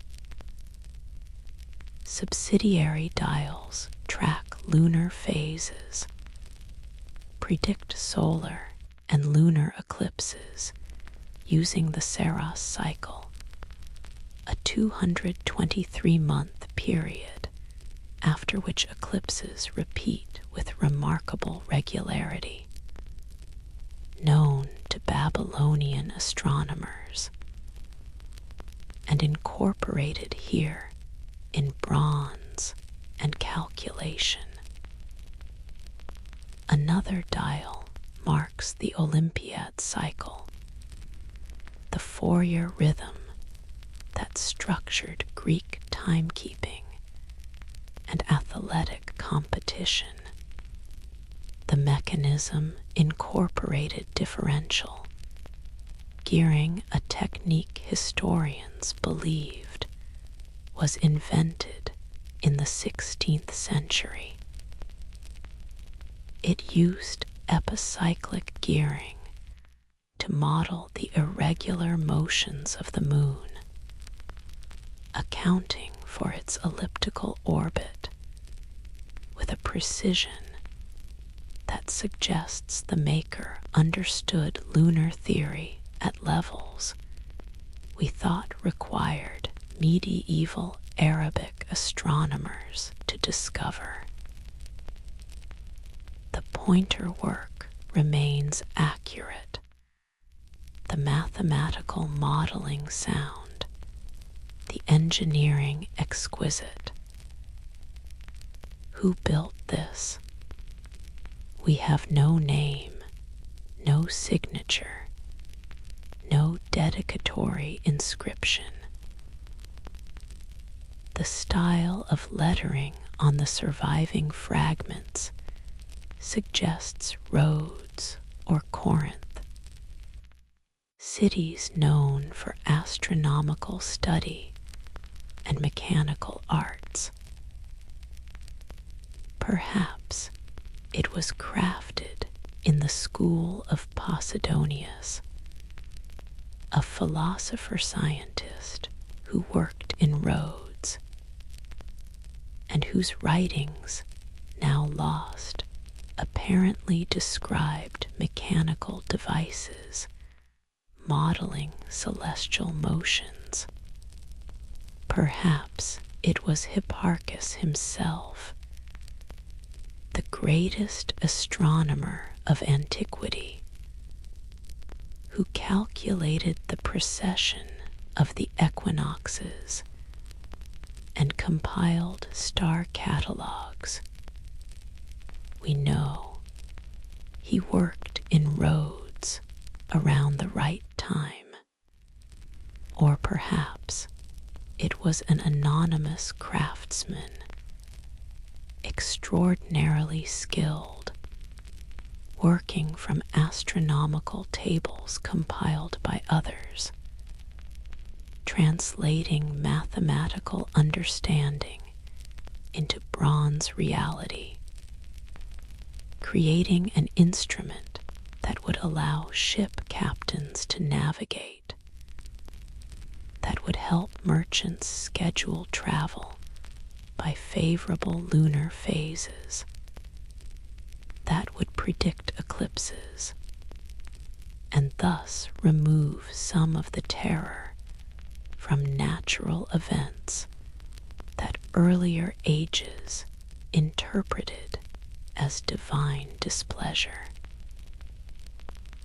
The shipwreck context is itself suggestive. The vessel was carrying luxury goods, wine, statues, glassware, likely bound from the eastern Mediterranean toward Rome. The mechanism was probably not the ship's navigation tool, but cargo, valuable property being transported for sale or as gift. This implies not a unique object, but a type of object, one sophisticated enough to command high prices, practical enough to justify production. If one mechanism traveled as cargo, others must have existed, must have been sold, used, treasured. Where are they? Lost, corroded beyond recognition, melted down for the bronze, discarded when broken and the knowledge to repair them disappeared. The Antikythera mechanism survived only because the sea claimed it quickly, burying it in silt where anaerobic conditions slowed corrosion. Other mechanisms might rest on other seafloors, or might have crumbled to unrecognizable lumps in museums, catalogued as bronze fragments by curators who had no context for understanding what they were seeing. This is the disturbing implication. How much have we lost? What other technologies?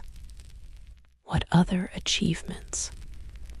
What other examples of ancient ingenuity have vanished completely, leaving us to underestimate what was possible, to draw maps of human capability that are incomplete, misleading. The Dark Ages were dark partly because of what was lost. Libraries burned, knowledge hoarded, and then forgotten when the hoarders died. Technologies abandoned when the economic and social systems that supported them collapsed. The Antikythera mechanism proves that timeline of progress we teach is wrong, or at least incomplete. Technological sophistication is not linear. Civilizations can achieve remarkable things and then lose the capacity to recreate them, can fall back to simpler technologies, not because they're primitive, but because complexity requires maintenance, requires apprentices learning from masters, requires economic surplus to support specialization, requires political stability to preserve knowledge across generations. The mechanism sits now in the National Archaeological Museum in Athens, fragments displayed behind glass, the gears visible in CT scans, the function understood after a century of study. But it retains its power to shock, to remind us that ancient people were not simpler than us, not less intelligent, not less capable of sophisticated thought. They simply had different tools, different materials, different problems to solve, and they solved them brilliantly sometimes, creating devices like this calculator that compressed astronomical knowledge into portable bronze, that brought the the heavens down to human scale, that let merchants and sailors plan their lives by the cycles of the cosmos rendered comprehensible, predictable, useful. What else could they do? What other marvels did they build that we've forgotten or never knew? What knowledge disappeared when the last person who understood died without passing on the learning? When the last mechanism broke and no one remained who could repair it? When the economic system that supported such craftsmanship collapsed, and necessity drove everyone back to simpler, more robust technologies that could survive periods of chaos? We cannot know. We have only this one witness, this single survivor speaking from the seafloor, telling us that our assumptions are wrong, that the ancient world was more capable than we imagined, that between what we know they achieved and what they might have achieved stretches a vast gap filled with objects that dissolved in time's acid, leaving no trace, no testimony, no proof except the haunting sense that we've lost more than we can measure.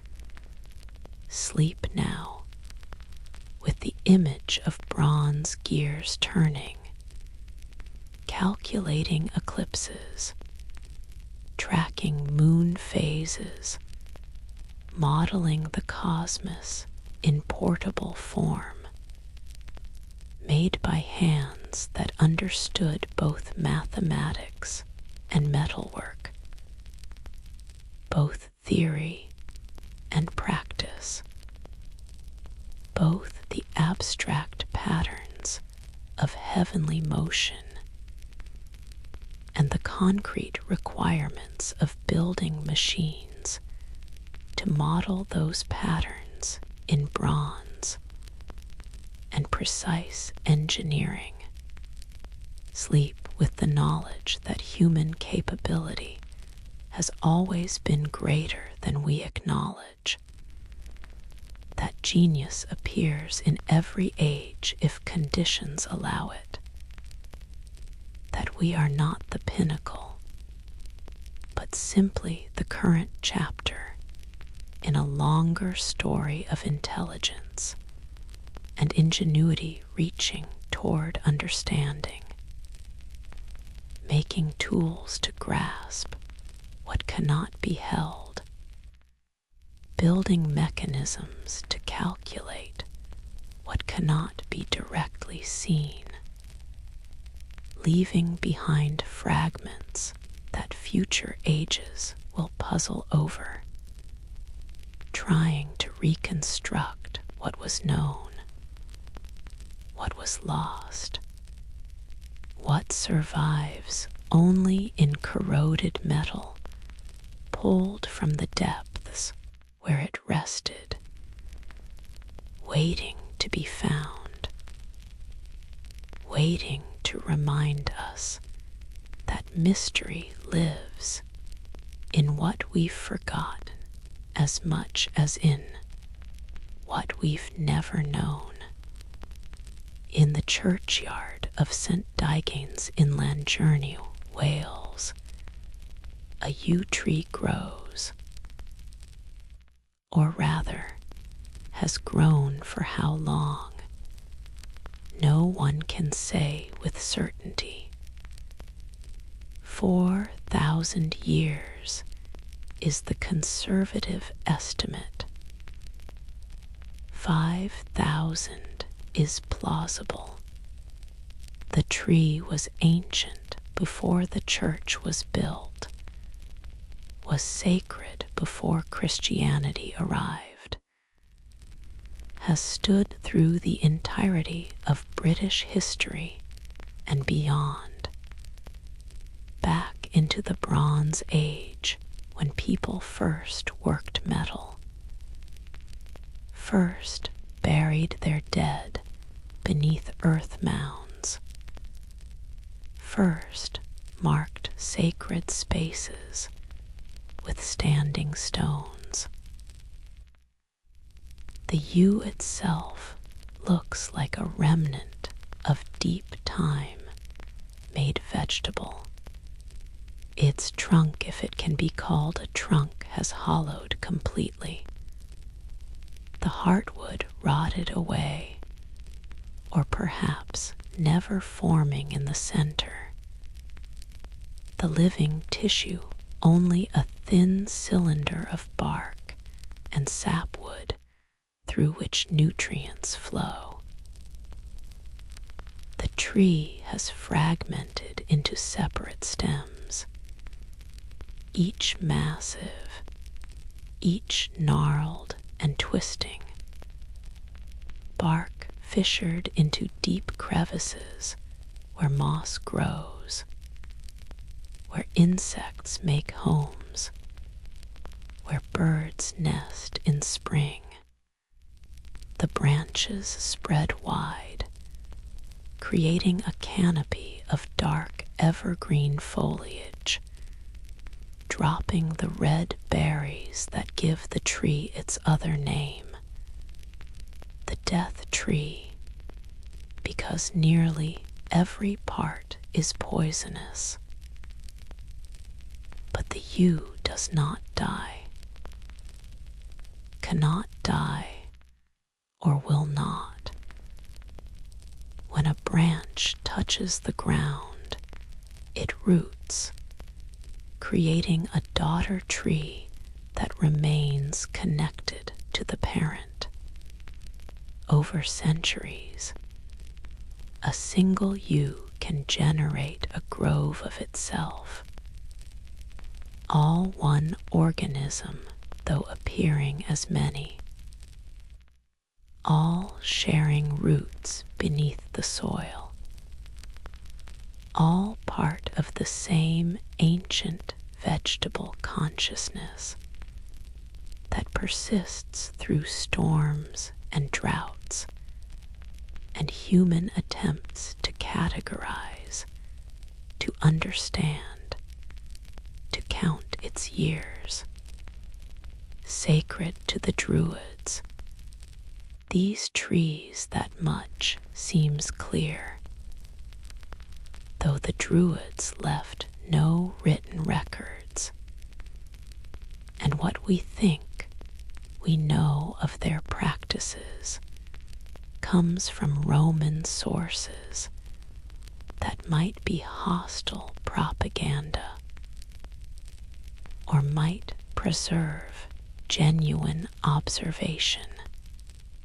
The yew groves were temple groves, places where the barrier between worlds grew thin, where priests performed rituals we can only speculate about, where death and life intertwined as obviously as they do in the tree itself, poisonous and evergreen, ancient and always renewing.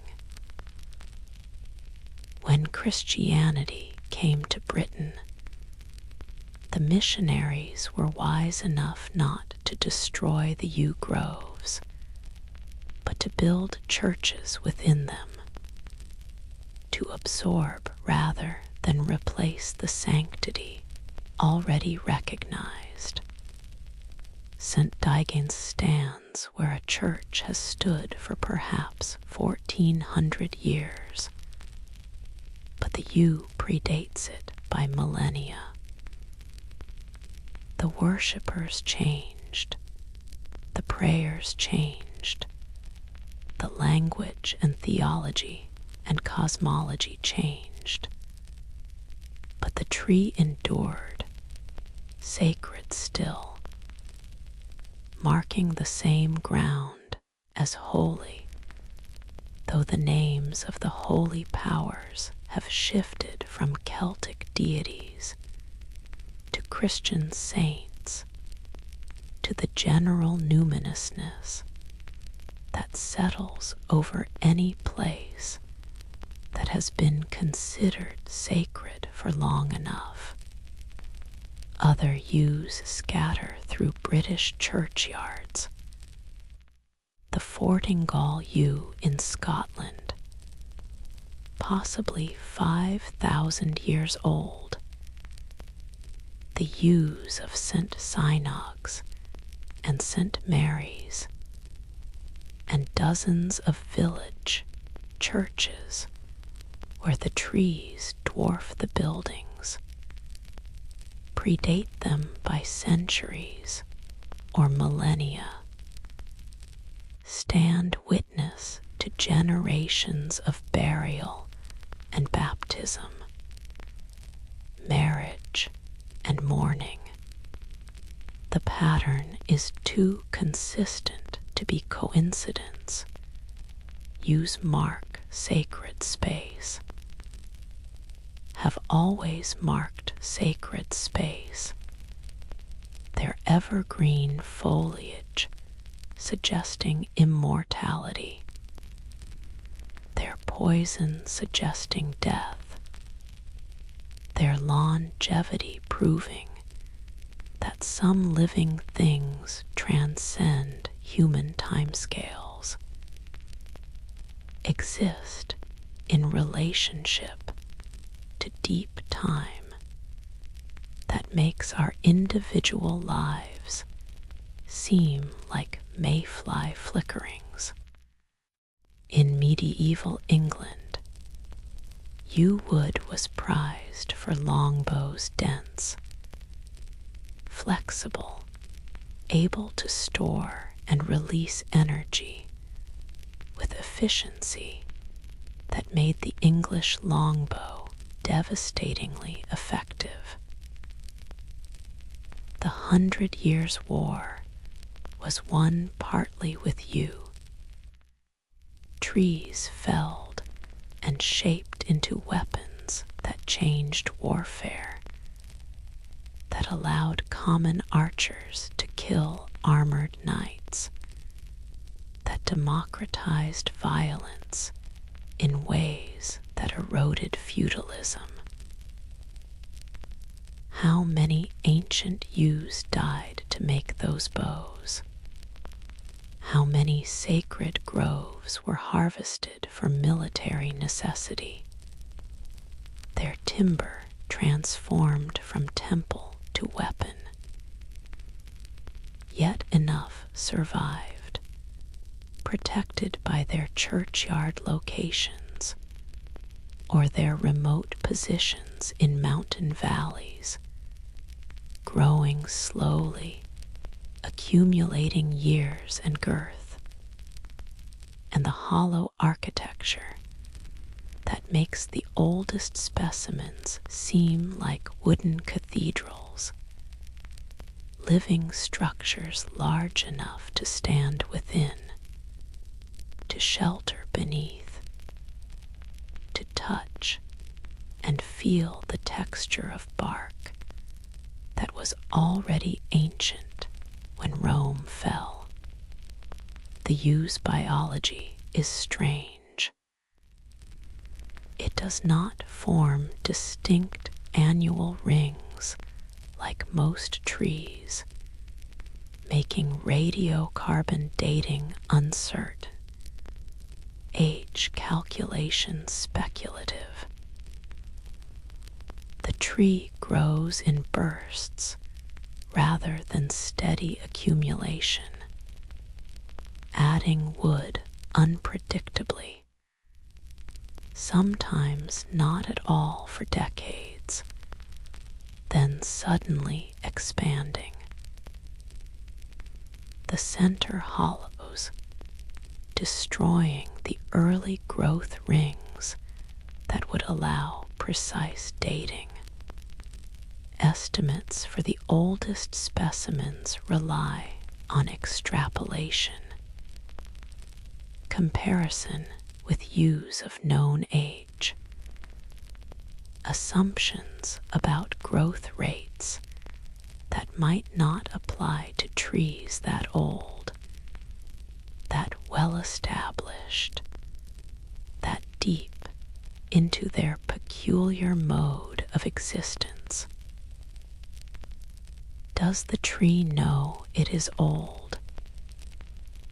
Does it experience time the way we do, as linear progression?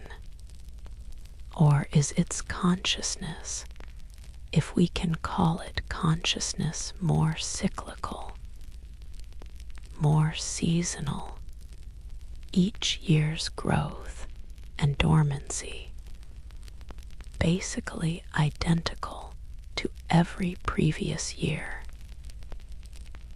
No accumulation of memory or meaning, just the patient persistence of living tissue doing what living tissue does: photosynthesize, grow, store energy, respond to sun and rain.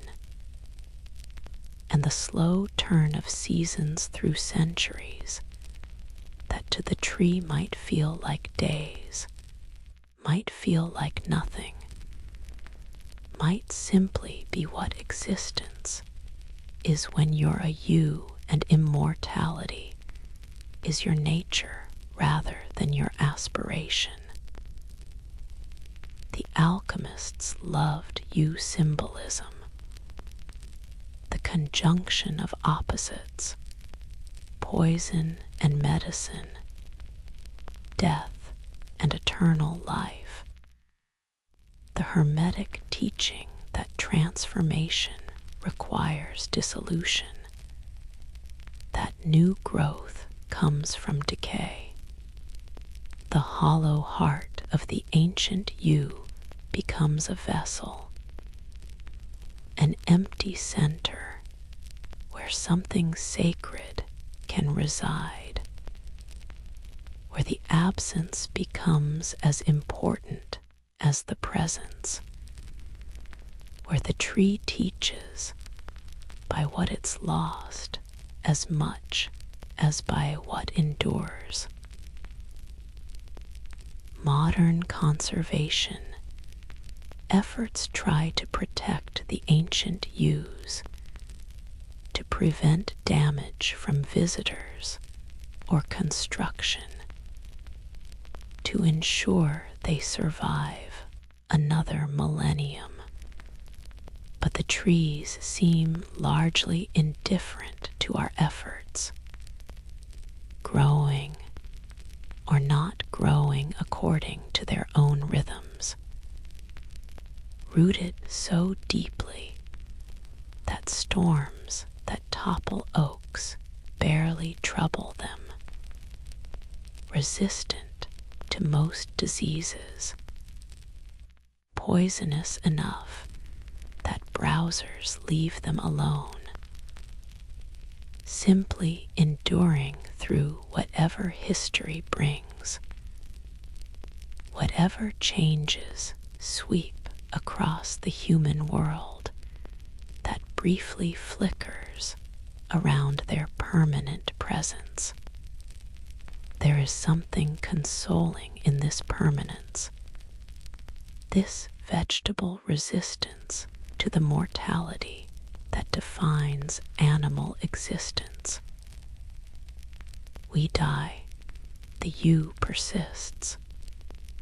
Civilizations rise and fall, the you stands. Languages change, technologies transform. Entire worldviews dissolve and are replaced.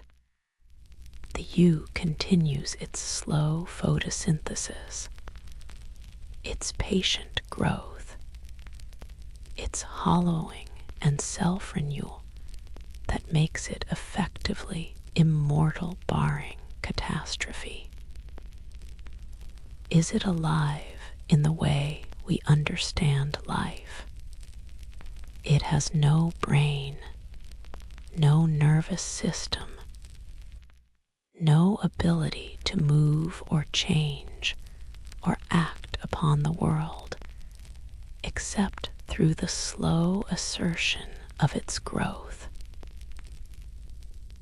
But it responds to environment, repairs damage, produces seeds that might grow into new trees, exists in relationship with fungi that help its roots absorb nutrients, with insects that pollinate its flowers, with birds that spread its seeds. It participates in the web of life, ancient and essential, holding space that has been sacred so long we've forgotten why it became sacred.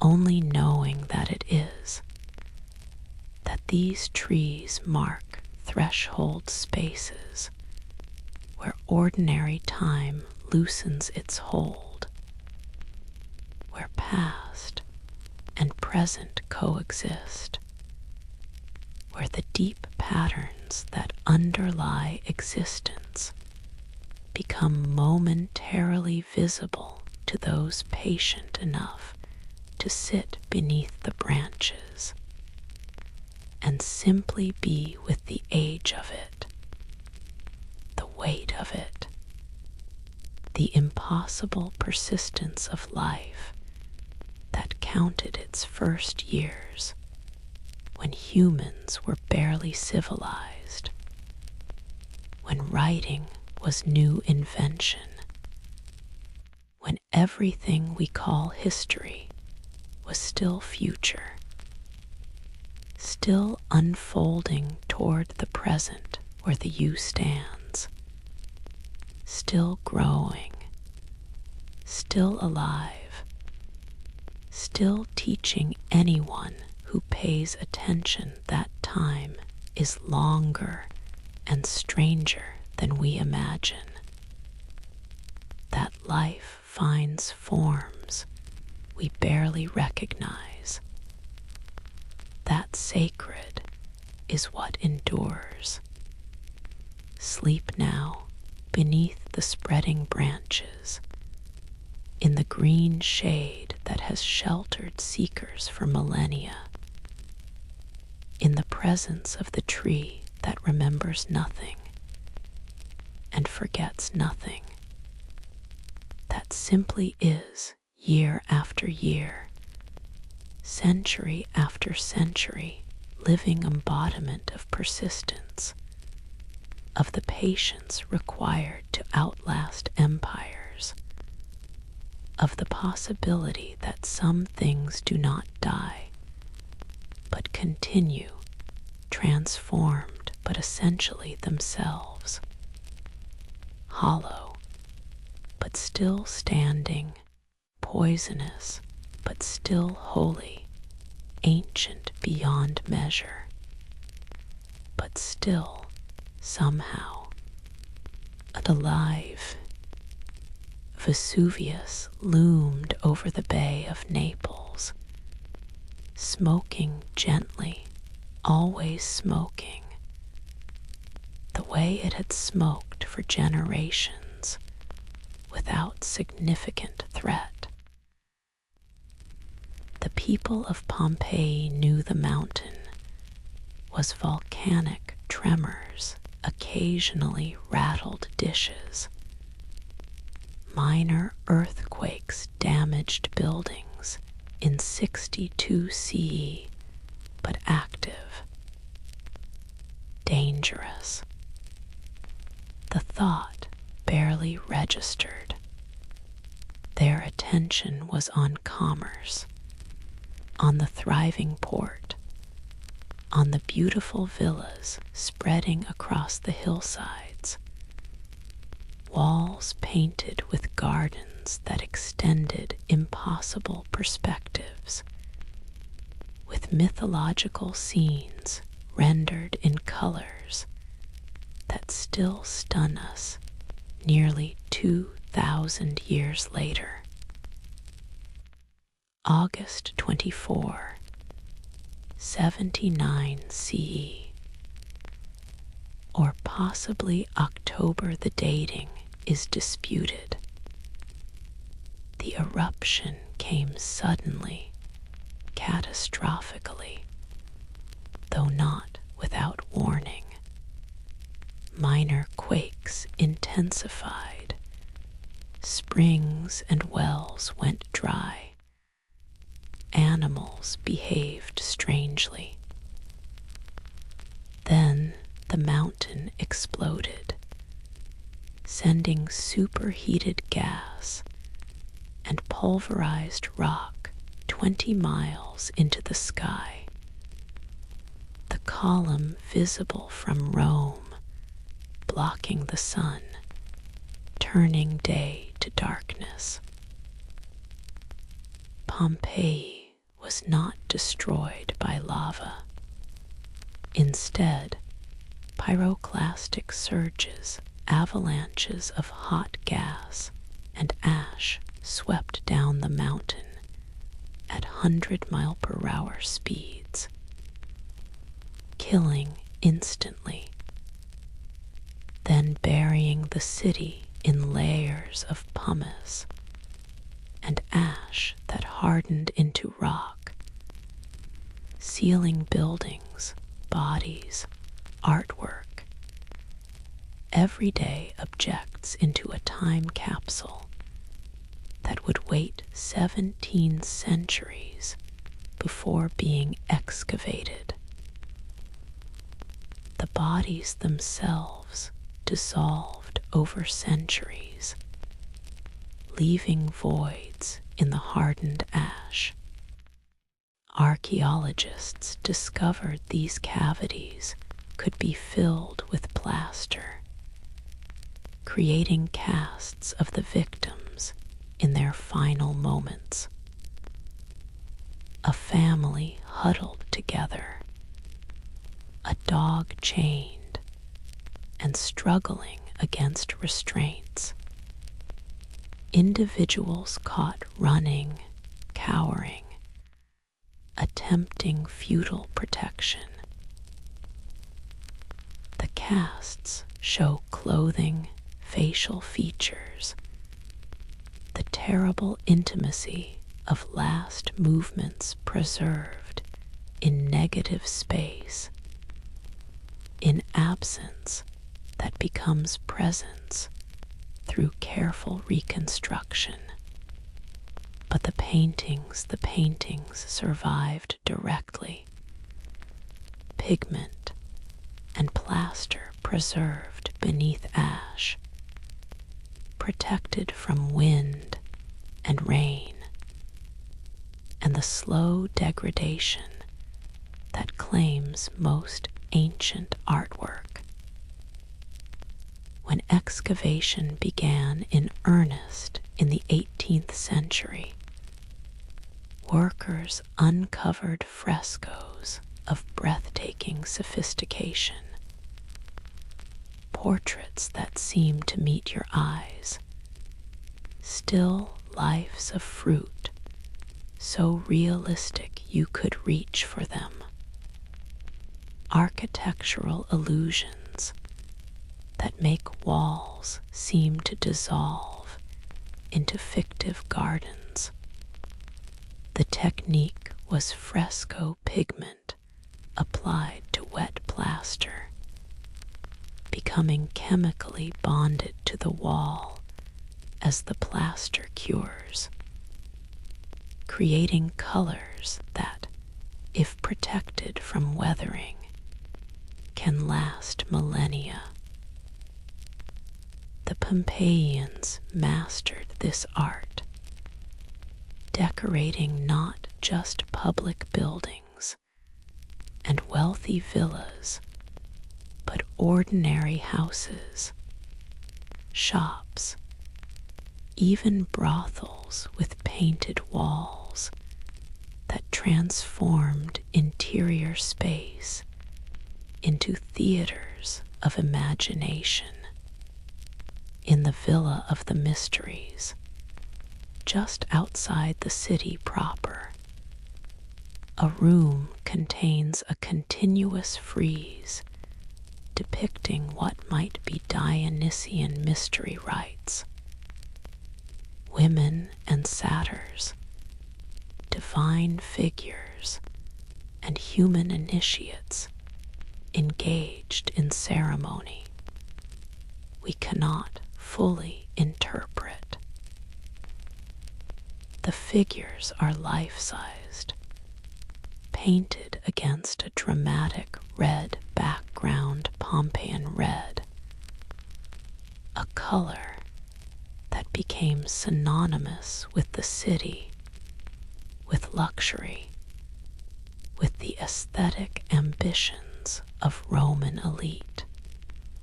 The woman preparing for marriage, or perhaps for mystical initiation. The dancing Maenad, her robes swirling. Dionysus himself, reclining in divine indifference while human drama unfolds around him. The frightened initiate kneeling, awaiting revelation or ordeal. Each figure rendered with psychological complexity, with attention to gesture and expression that suggests the artist understood not just how bodies look, but how they feel, how posture reveals emotion, how the sacred and human intersect. These paintings survived burial because burial protected them, but exposure has become their slow executioner. The moment air reaches the frescoes, degradation begins. Moisture cycling through the plaster, salts crystallizing and expanding, biological growth, algae, fungi, bacteria feeding on organic components in the ancient pigments. Light fades certain colors, ultraviolet radiation breaking down chemical bonds. Tourists breathing in enclosed spaces increase humidity. Touching walls leave oils that attract contaminants. The irony is cruel. We excavate to preserve, to study, to appreciate. But excavation begins destruction. Some of the most spectacular paintings documented in early excavations have already faded significantly, their colors less vibrant, details less clear. Photographs from the 19th century show paintings that now barely exist, their imagery bleeding into indistinction as chemistry and time work their inevitable alchemy. Conservators wage careful battle against entropy, controlling humidity, limiting visitor access, applying consolidants to crumbling plaster, using lasers to clean without abrasion, monitoring environmental conditions with sensors. But they cannot stop the process, only slow it.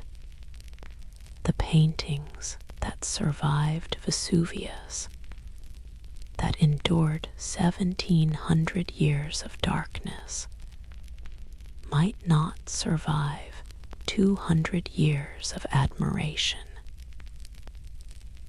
Some sections have been closed, indefinitely too fragile for visitation, too valuable to risk. They rest in carefully controlled darkness, as they did before excavation. Preservation through isolation, through returning to the sealed state that protected them initially. We have photographs, detailed surveys, 3D scans, but the experience of standing before the original, of seeing the colors as Romans saw them, that becomes increasingly restricted, eventually perhaps forbidden entirely.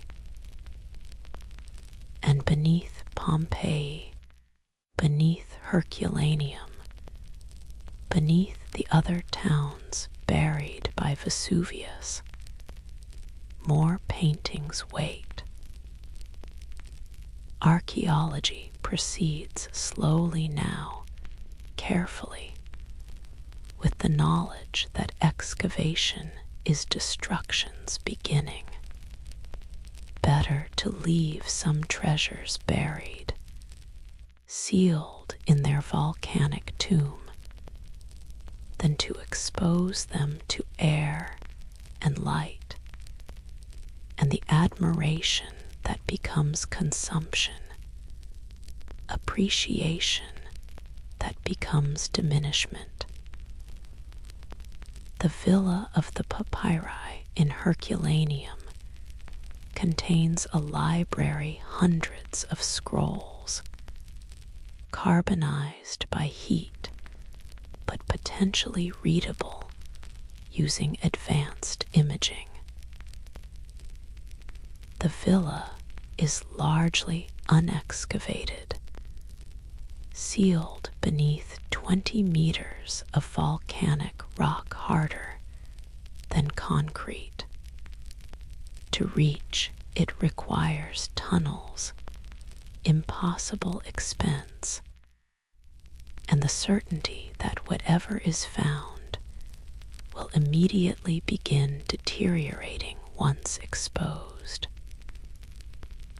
So it waits, the only intact ancient Roman library ever discovered, resting in the darkness, holding texts that might include lost works of Aristotle, of Epicurus, of Roman poets and philosophers we know only by name or by fragments quoted in later sources.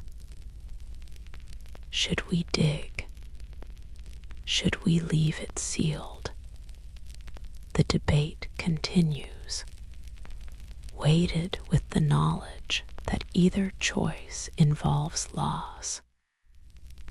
The loss of knowing if we leave it buried, the loss of preservation if we excavate. There are no good options, only trade-offs between curiosity and conservation, between present knowledge and future possibility. The paintings on Pompeii's walls teach us about Roman aesthetics, social life, religious practice, mythology, daily existence in ways written sources cannot. They show us what Romans valued in decoration,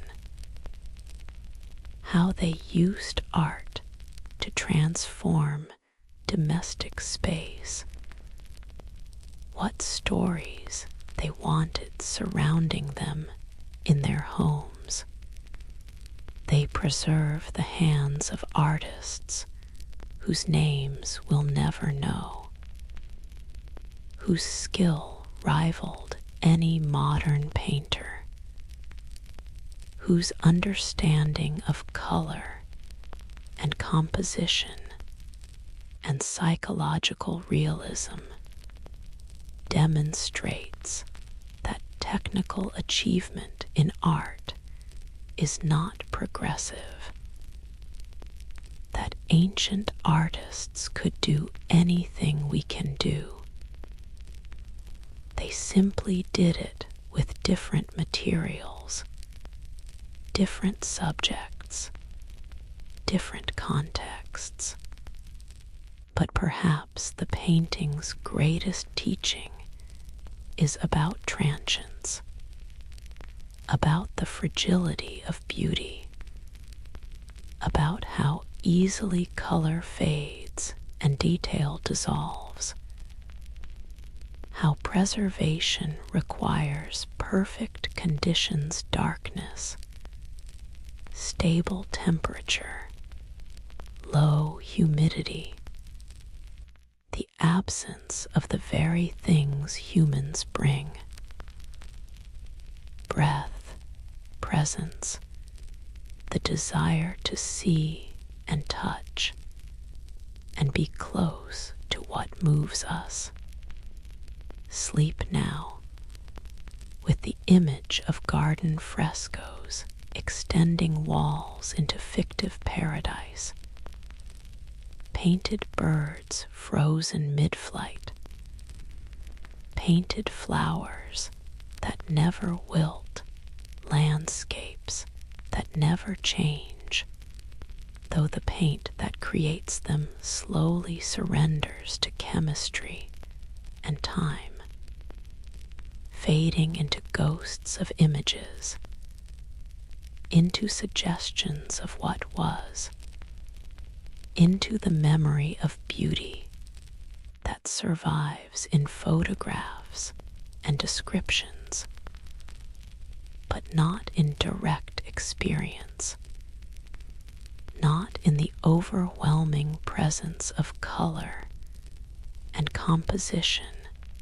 that Romans knew, that early excavators witnessed, that grows fainter each year, each decade, teaching us that nothing lasts forever, that even the most protected treasures eventually return to earth, to dust, to the silence from which they briefly emerged to show us what humans can create when they turn their attention to beauty, to decoration, to making the spaces they inhabit into theaters of imagination,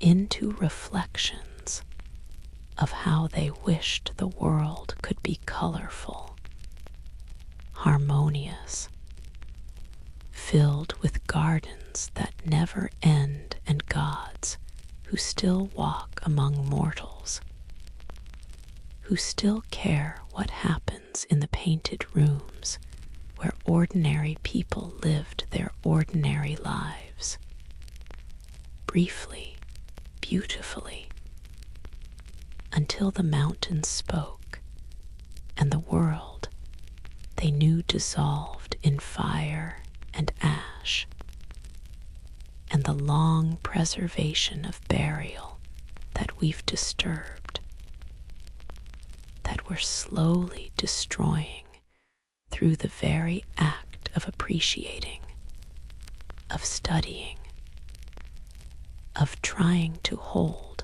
onto what time insists we must let go. somewhere beyond the lands of Islam, beyond the territories mapped by Christian knowledge, there existed, so the story went, a Christian kingdom of impossible virtue and wealth.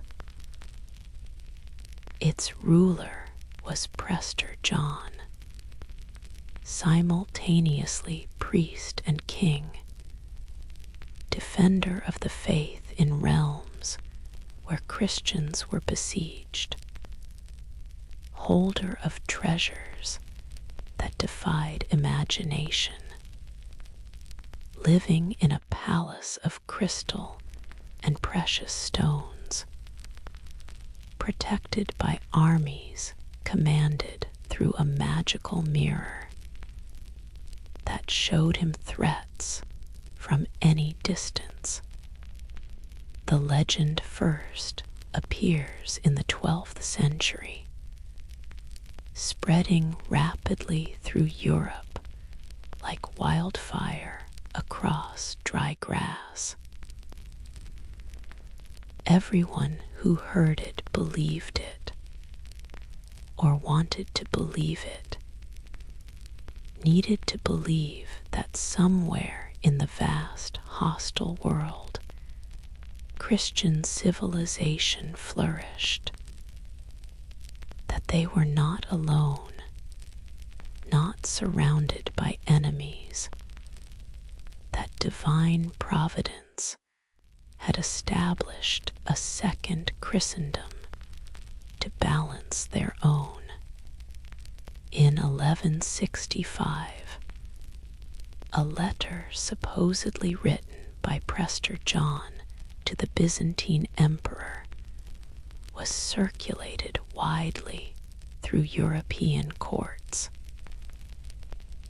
It described wonders, rivers flowing with emeralds, stones that burned with their own light, providing illumination without flame, fountains of youth restoring the elderly to their prime. The kingdom contained the 10 lost tribes of Israel, penitent and Christian now, living in harmony with Prester John's subjects. The letter described military victories against Muslim armies, hinted at plans to come to Jerusalem's aid, to restore the Holy Land to Christian rule. The letter was almost certainly a forgery, probably created by European Christians to bolster morale during the Crusades, but it worked because it spoke to deep needs. The need for allies, for evidence that God's favor extended beyond besieged Europe, for proof that Christian civilization could thrive, could achieve the earthly paradise that seemed impossible in the corruption and violence of medieval Christendom. Explorers set out to find Prester John.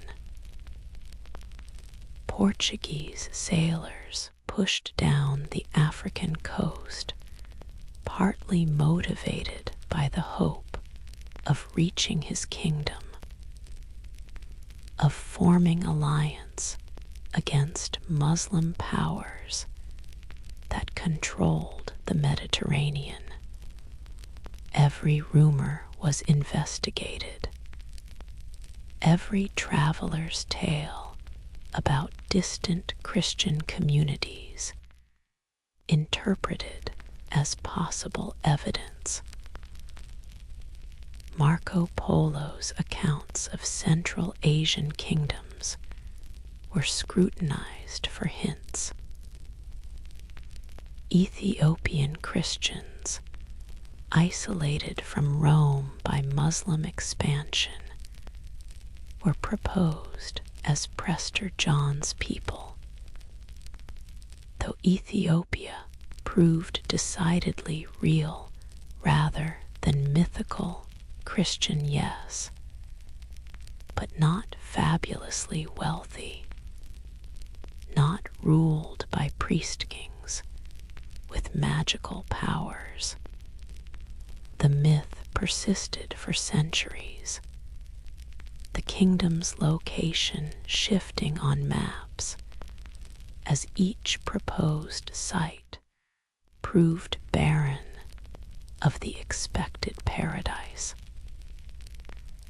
Central Asia gave way to Africa, then to more remote regions still.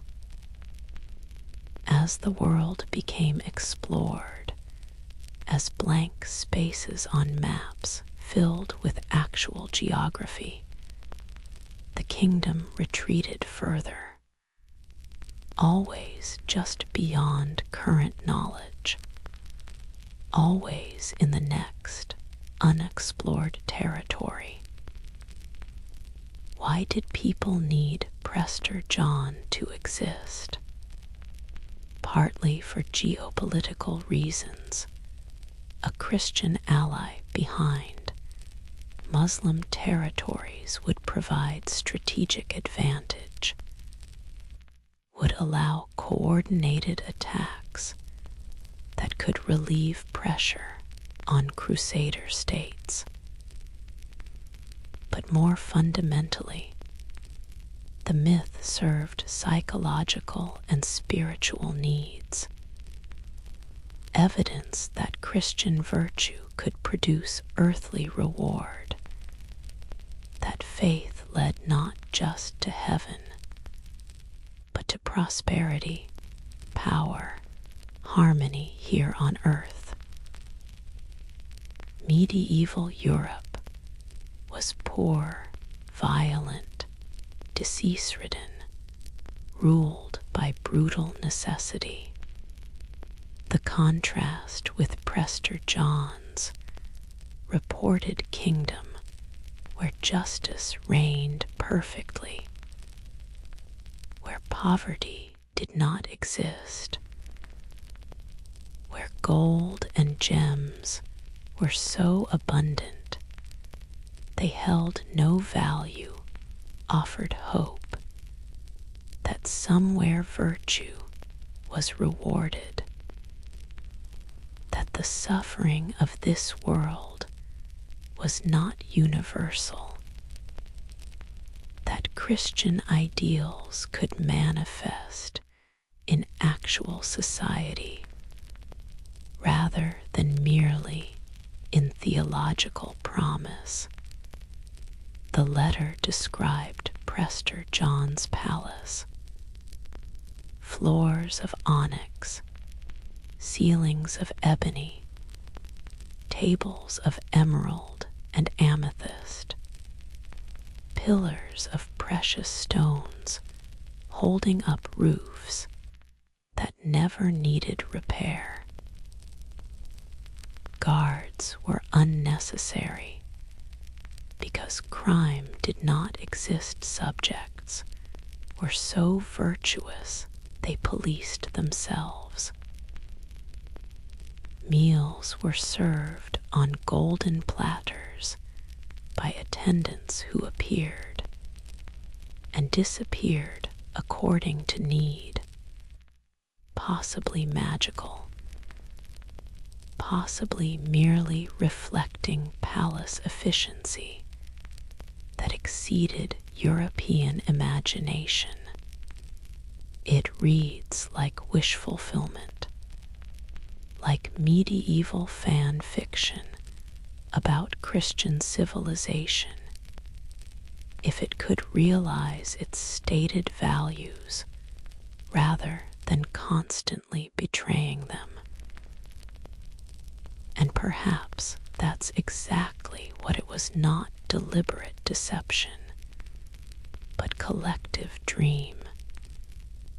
Myth that helped people endure by suggesting that elsewhere someone had achieved what they could not, that the ideals they professed were not impossible, but merely not yet realized here, in this place, in this corrupt now.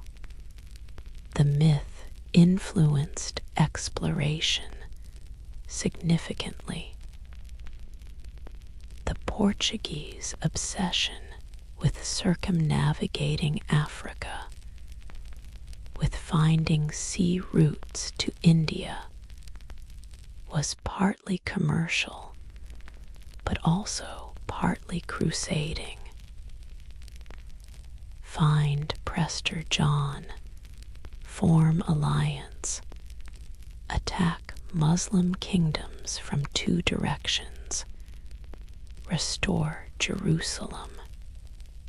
The age of exploration was driven not just by gold and spices, but by this persistent myth, by the dream of discovering a Christian paradise that would validate European faith, that would prove that their religion led to earthly as well as heavenly kingdoms. As exploration proceeded, as Africa was mapped, as Asian kingdoms revealed themselves to be Hindu or Buddhist or Muslim rather than mysteriously Christian, the myth finally collapsed. By the 17th century, even the most credulous admitted Prester John did not exist, had never existed, was legend rather than geography. But what did exist was Ethiopian Christianity, and Jesuit missionaries who reached Ethiopia in the 16th century tried to claim that this was Prester John's kingdom, that the myth had been distorted transmission of reality. Ethiopia was Christian, had been since the 4th century, had maintained faith despite isolation. Its rulers could claim descent from Solomon and Sheba, had churches carved from solid rock, maintained ancient texts and rituals that European Christianity had abandoned or never known. But Ethiopia was poor, at least by European standards. Its churches were not crystal palaces. Its rulers did not possess magical mirrors or fountains of youth. It was real, which meant it was mortal, flawed, human. Everything Prester John's kingdom was supposed to transcend. Perhaps that's the lesson. Our need for impossible perfection somewhere else, for kingdoms that don't exist because they cannot exist, for the belief that someone, somewhere has solved the problems we cannot solve, has created the society we cannot create. We map these desires onto unknown territories, into blank spaces on charts, And as the blank spaces fill with actual geography, with real places populated by real humans facing real constraints, the myth retreats, looking for new blanks, new unknowns where it can hide from the disenchanting knowledge that everywhere is like everywhere else, that human nature is human nature, that virtue and vice mix in every society, that perfection is not achieved, but only imagined. The maps that once showed Prester John's kingdom now show what actually exists. Deserts and mountains, rivers and kingdoms that trade and war and change leadership, that have histories as complex and morally ambiguous as European history, that are neither paradises nor wildernesses, but something in between, something human, something real. Sleep now, with the image of old maps showing territories marked, "Here be dragons," or Prester John's kingdom, both equally mythical, both serving to populate the unknown with imagination, with fear or hope projected onto spaces that could not yet contradict the projection. Sleep with the understanding that we still do this, still imagine perfect societies just beyond current reach, still need to believe that somewhere virtue reigns and justice is natural and abundance is universal, that someone has solved what we cannot solve, that the future or the past or the unexplored contains what the present demonstrably lacks. The kingdom was never found because it was never geographical, it was psychological, spiritual, a map of desires rather than territories, a navigation chart pointing not to actual destination,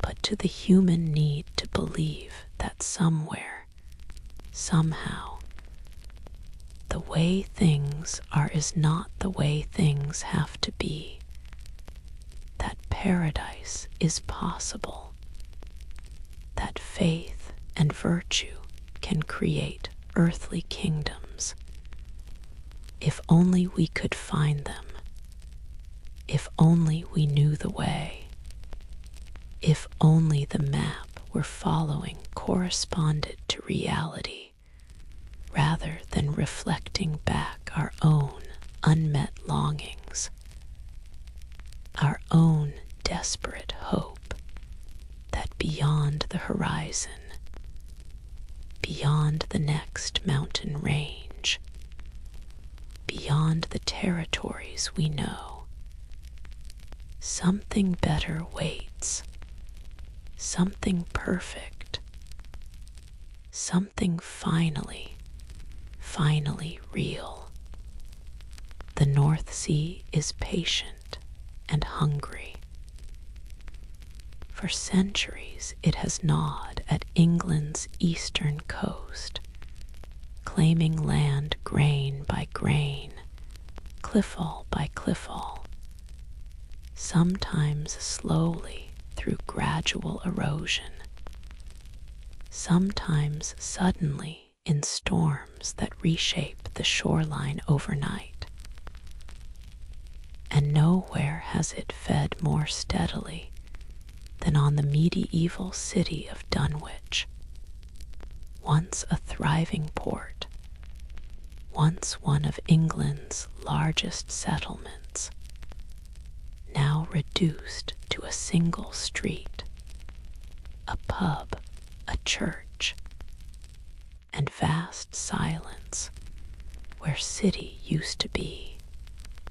In its heyday 12th and 13th centuries, Dunwich rivaled London in commercial importance. Ships from the continent docked at its wharves. Merchants traded wool and grain. Fish were salted and shipped across the known world. The city possessed 9 churches, several monasteries, a mint producing coins, guild halls and markets, a hospital, a leper colony maintaining proper distance from the main settlement. Estimates suggest population of perhaps 5,000 substantial for medieval England, a true urban center rather than rural village. The churches were the glory.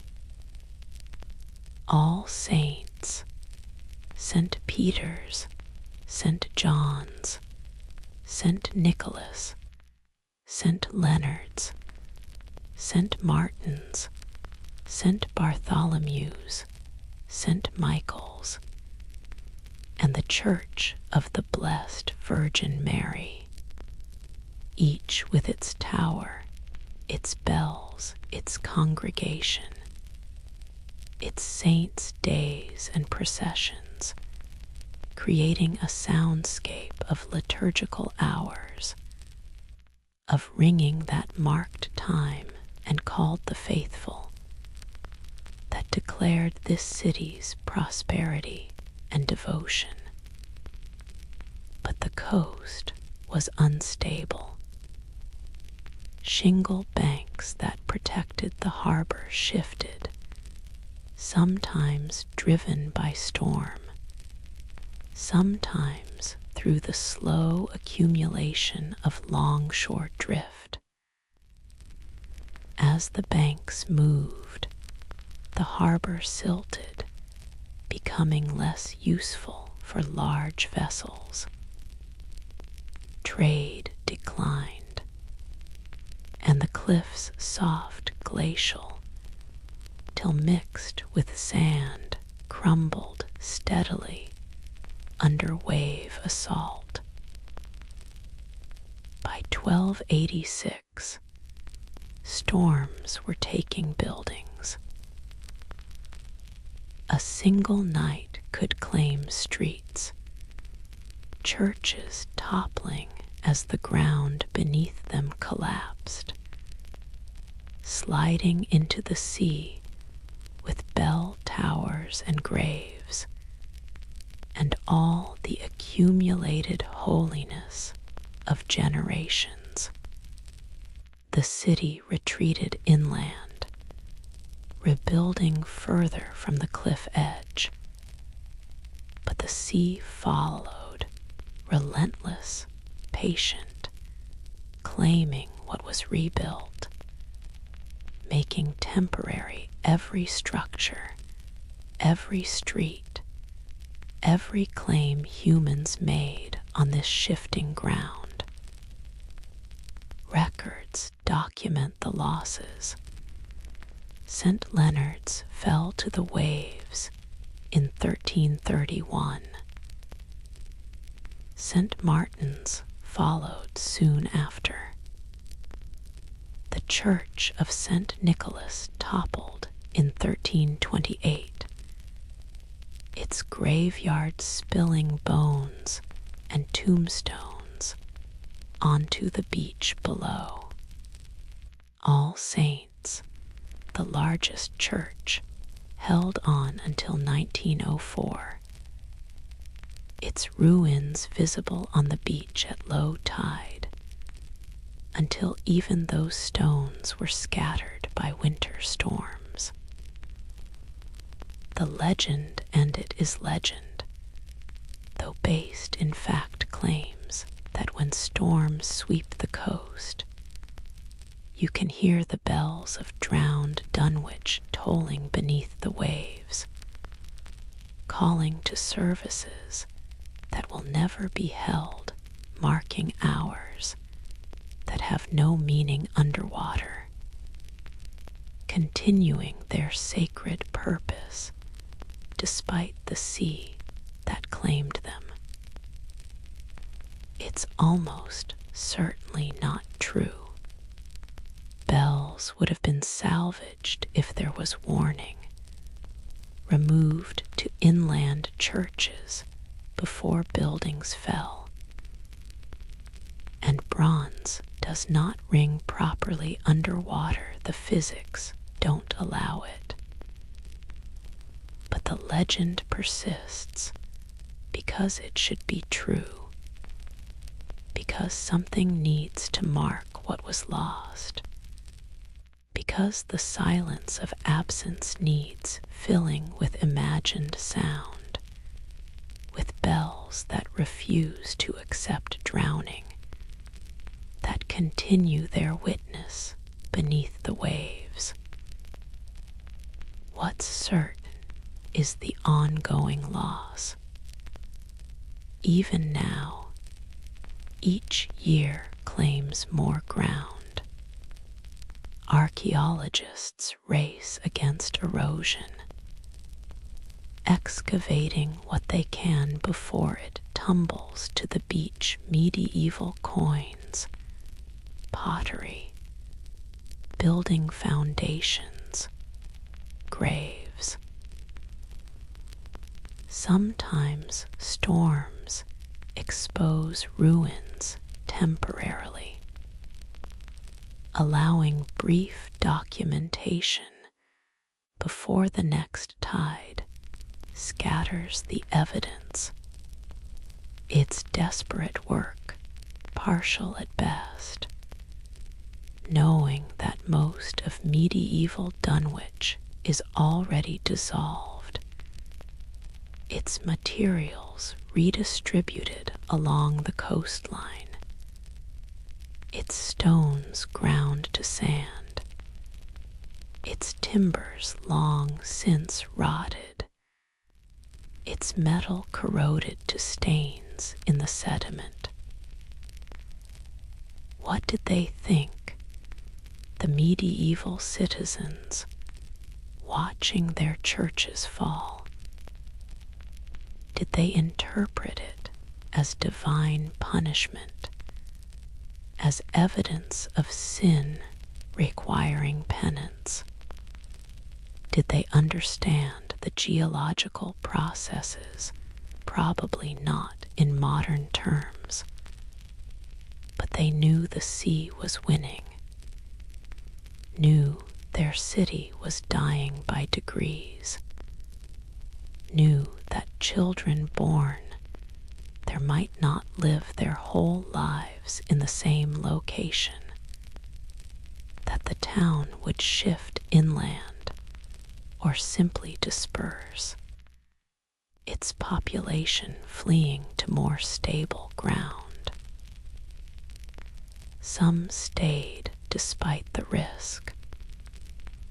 Always some stay, attached to place, even when place is demonstrably impermanent, even when every reasonable calculation suggests departure. Human stubbornness or human faith, the line between them blurs. By 1600, Dunwich was already ghost town, bypassed by trade, its harbor useless, its population reduced to a fraction of its medieval peak.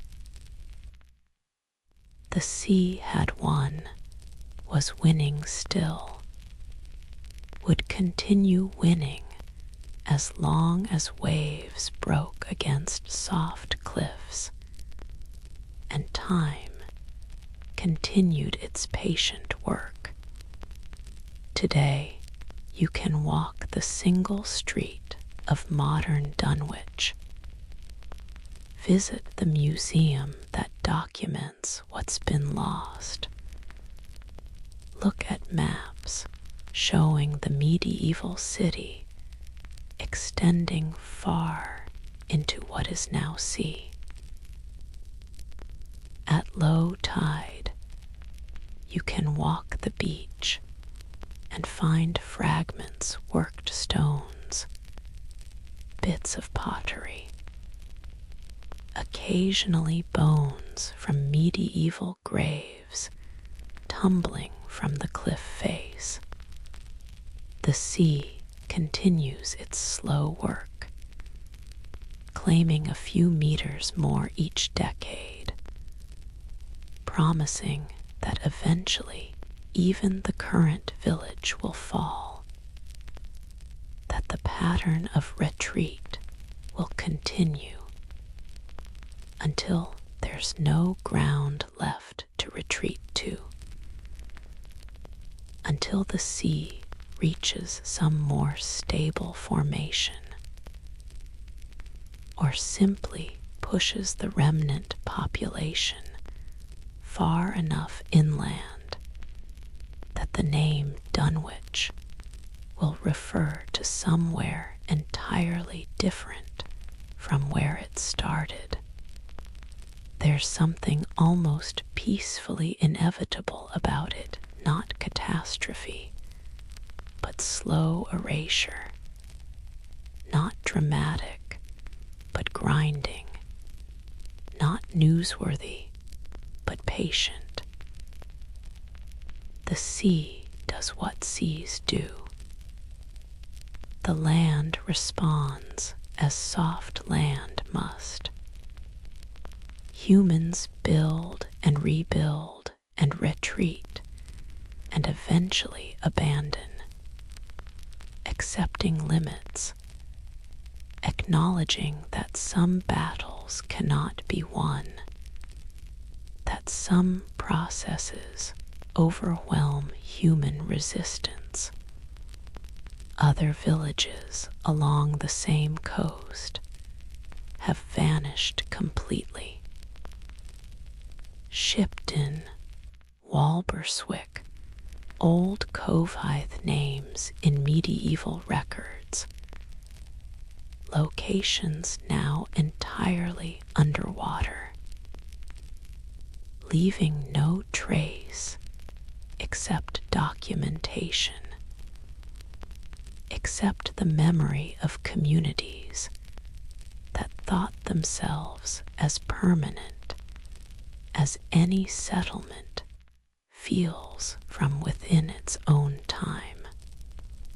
What haunts about Dunwich is not the loss, but the documentation of loss, the fact that we know what fell, can name the churches and count the streets, can map what no longer exists with precision that makes the absence more palpable. Most lost cities leave no record, simply vanish into archaeology's educated guesses. Dunwich left records, left maps, left the ability to know exactly what we've lost and to watch the loss continuing, to understand that what remains is temporary, current village is merely the next iteration in a long retreat that will not stop, that cannot be stopped by anything humans might build or pray or attempt. The bells do not ring beneath the waves, but they should. Some memorial needs to mark the drowned streets, the scattered stones, the dissolved lives that thrived here, loved here, built here, buried their dead here, thought their city would endure. The bells in imagination toll more truly than silence, marking a loss that continues, acknowledging what the sea claims and keeps claiming, ringing for services that ended centuries ago, but that the collective memory insists on continuing, refuses to let vanish entirely into the quiet forgetting that claims most human endeavor. Sleep now, with the sound of waves against cliffs, with the image of church towers sliding into the sea, with the tolling of bells that exist only in legend and longing, marking time that has no meaning underwater, calling to congregations long dispersed, insisting through imagination on a permanence that reality denied, that the sea denied, that time denies, but that memory preserves, partial and distorted and beautiful in its insistence, its refusal to accept that what is gone is truly gone, that what the waves took cannot somehow, in dream, in story, in the bells we imagine hearing, be kept, be remembered, be given the memorial that continuing sound provides testament to what was, to what we lost, to what we will continue losing as long as seas rise and coasts erode, and human settlements prove temporary against the patient hunger of water that claims everything. Eventually, everything except the stories we tell, the bells we imagine, the sound we create to fill the silence of what's been taken, what's been dissolved, what rings now only in the space between memory and myth, between history and hope, between what was real and what we need to imagine was real in order to mark its passing with something more than simple forgetting. In southeastern Turkey, on a hillside that overlooks the Mesopotamian plain, stones emerge from the earth. They have always been here, buried deliberately 10,000 years ago, hidden by the very people who created them, for reasons we can only speculate about. This is Göbekli Tepe, and it rewrites what we thought we knew about human civilization's origins, about when we became builders of temples, about what drove our ancestors to create monuments before they had learned to farm, before they had settled in permanent villages, before the invention of pottery or metalworking, or any of the technologies we thought necessary for complex society. The megaliths are T-shaped pillars, some as tall as 18 feet, weighing up to 20 tons. They stand in circles, roughly 20 people across, concentric arrangements of stone suggesting gathering, suggesting ceremony, suggesting purpose that required communal effort on scales we didn't imagine possible for Neolithic hunter-gatherers. The pillars are carved. Foxes, lions, scorpions, vultures, snakes, wild boar's animals rendered with enough detail to identify species, arranged in panels across the stone's face, sometimes in relief that projects from the surface, sometimes incised into it. Some pillars show human arms, hands, suggesting these T-shapes might represent stylized human figures, perhaps gods, perhaps ancestors, perhaps categories we have no words for. What do these images mean? We cannot know. No Rosetta Stone bridges the gap between the symbols and our understanding. The carvings might be totems, clan markers, mythological narratives, astronomical notations, decorative art, sacred texts, any or all of these, or something else entirely, something that fit within their worldview but has no equivalent in ours. The structures were not living spaces. No hearths, no food debris, no evidence of habitation.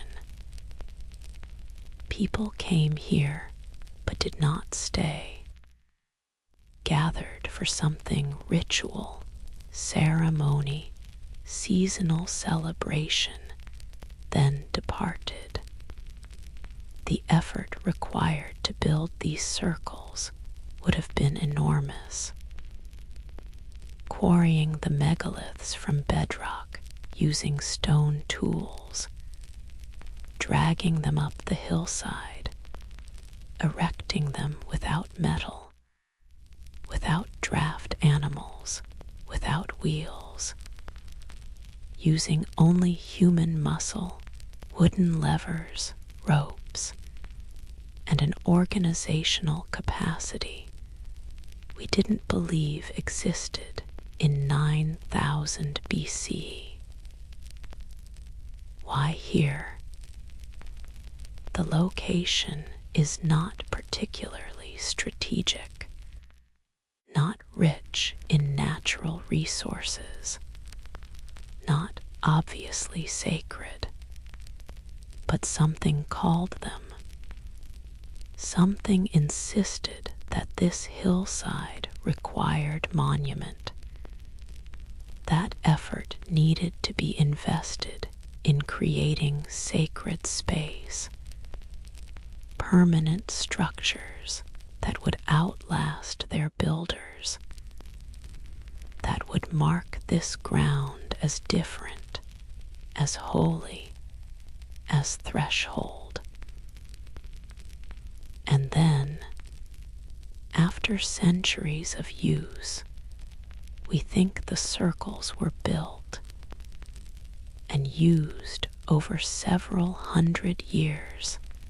They buried it, deliberately, carefully, filling the circles with soil and rubble, covering the pillars completely, creating the hill that archaeological surveys first noticed in the 1960s. That excavation revealed starting in 1995. That continues to yield structures as each season's digging exposes more circles, more pillars, more carvings.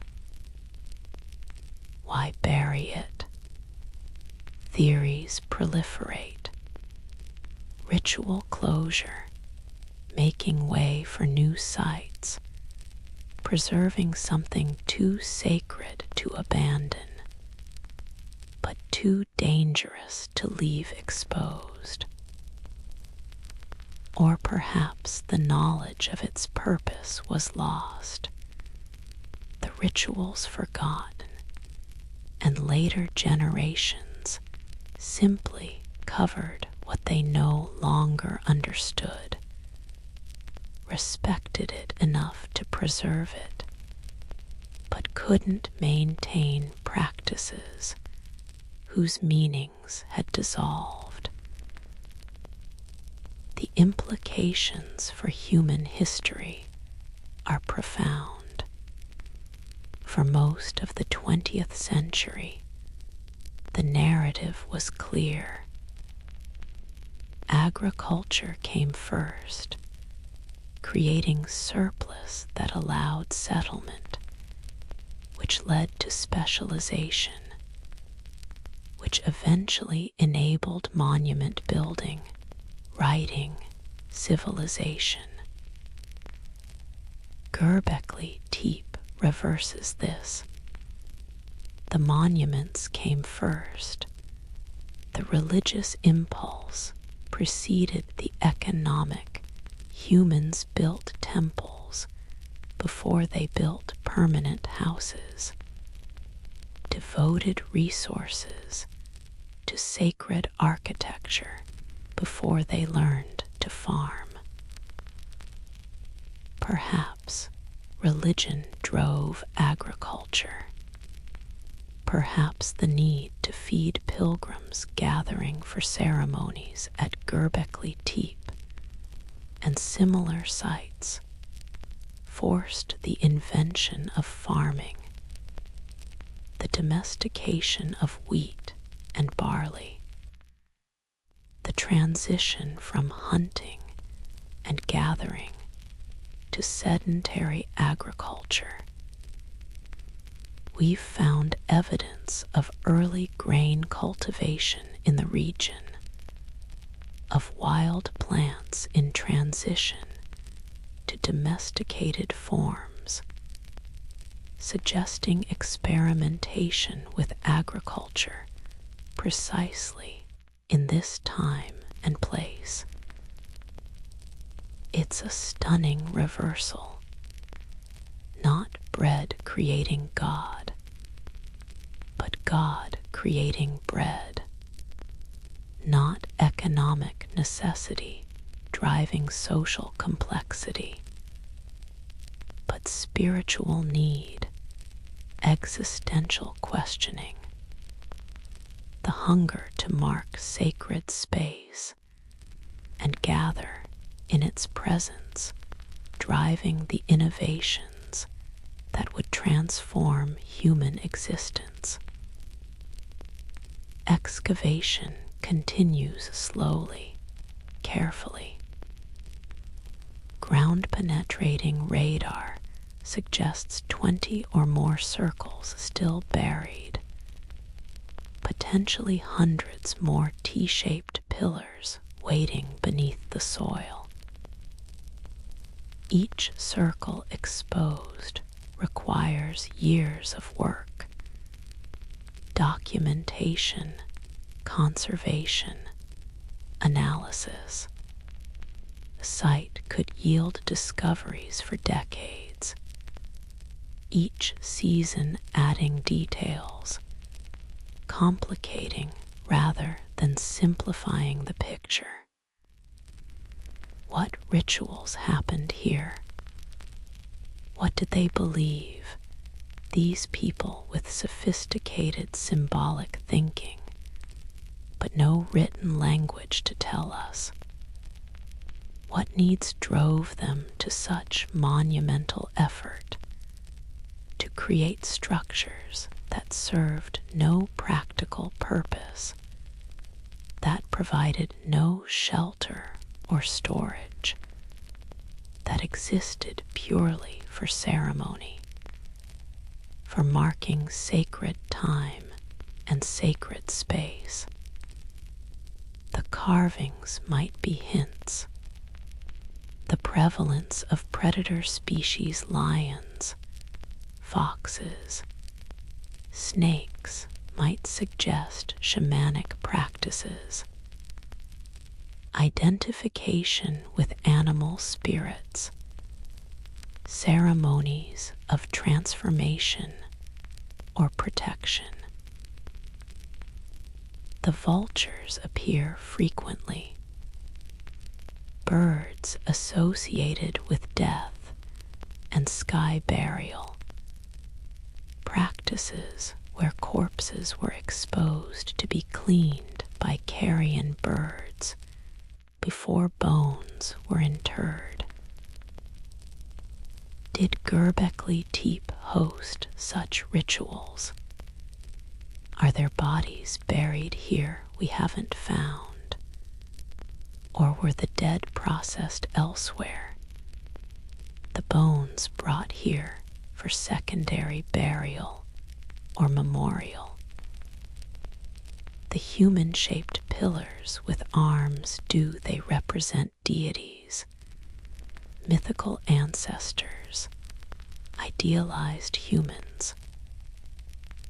Are the circles gathering around these figures showing devotion or community? Or are the T-shapes abstract, symbolizing concepts rather than beings? Ideas we don't have language for because they emerged from a worldview completely alien to our own. Standing among the excavated circles, looking at the megaliths rising from ancient bedrock, carved with animals that still roam these hills or have since vanished, it's impossible not to feel the weight of unknowing, the profound humility that archaeology demands. We can date the stones, analyze tool marks, reconstruct the labor required, but the meaning, the why that drove all this effort remains locked in the minds that conceived it, buried more deeply than the stones themselves. Perhaps that's appropriate. Perhaps some mysteries should remain mysteries. Some questions should persist without answers.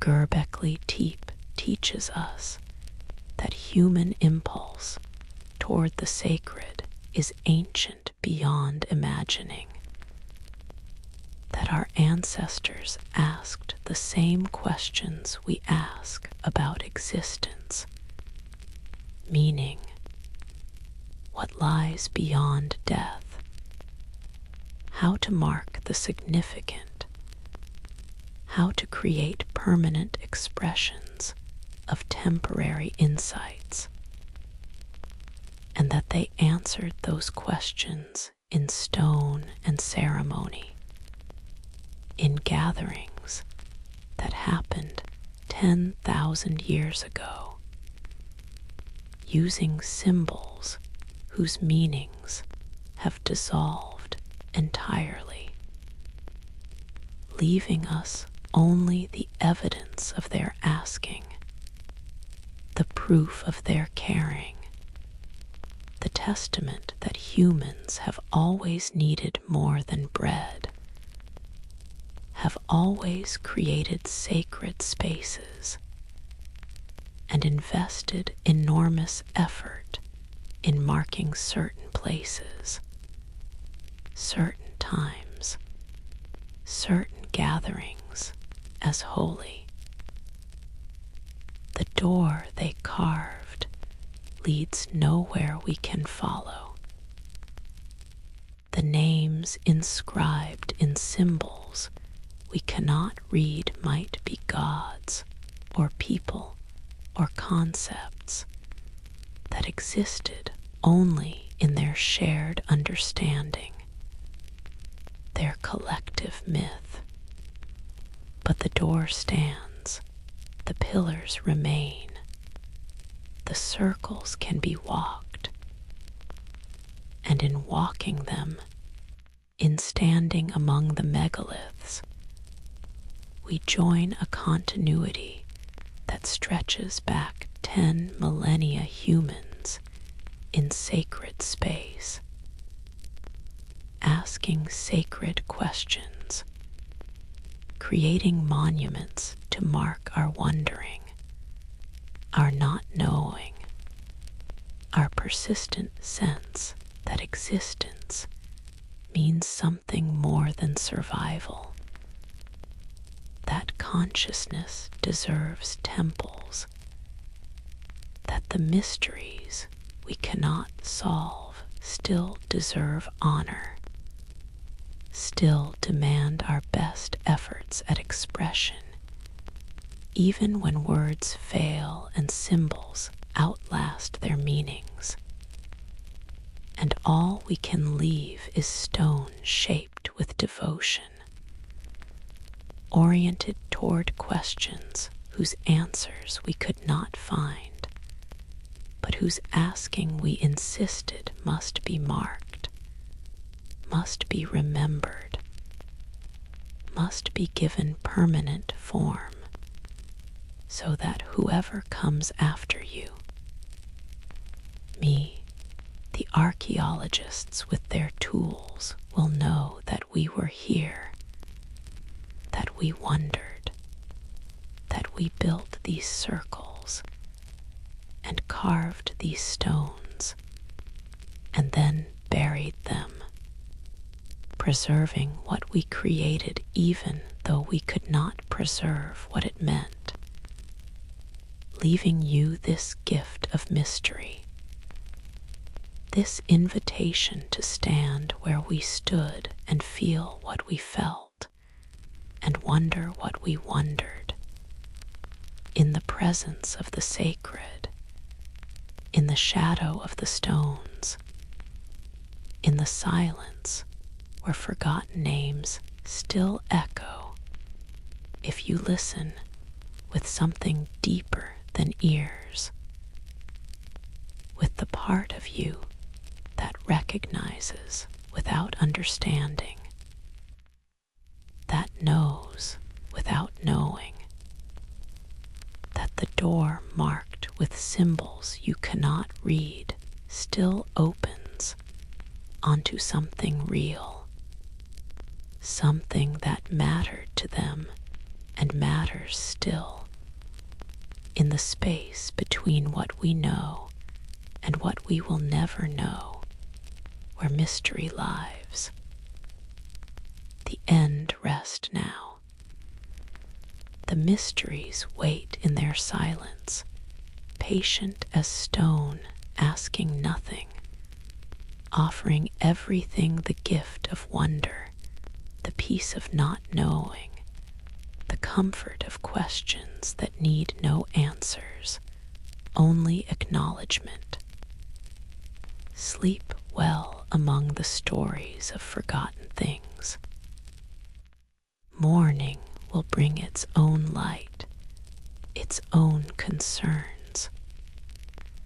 For now, let the ancient silences hold you. Let the mysteries keep their secrets. Let yourself drift into the same darkness that holds lost libraries and drowned bells, sealed chambers and hidden names, all the beautiful uncertainty that makes existence mysterious, makes the past a dream we cannot quite remember, makes the present a threshold between what we've lost and what endures. Sleep,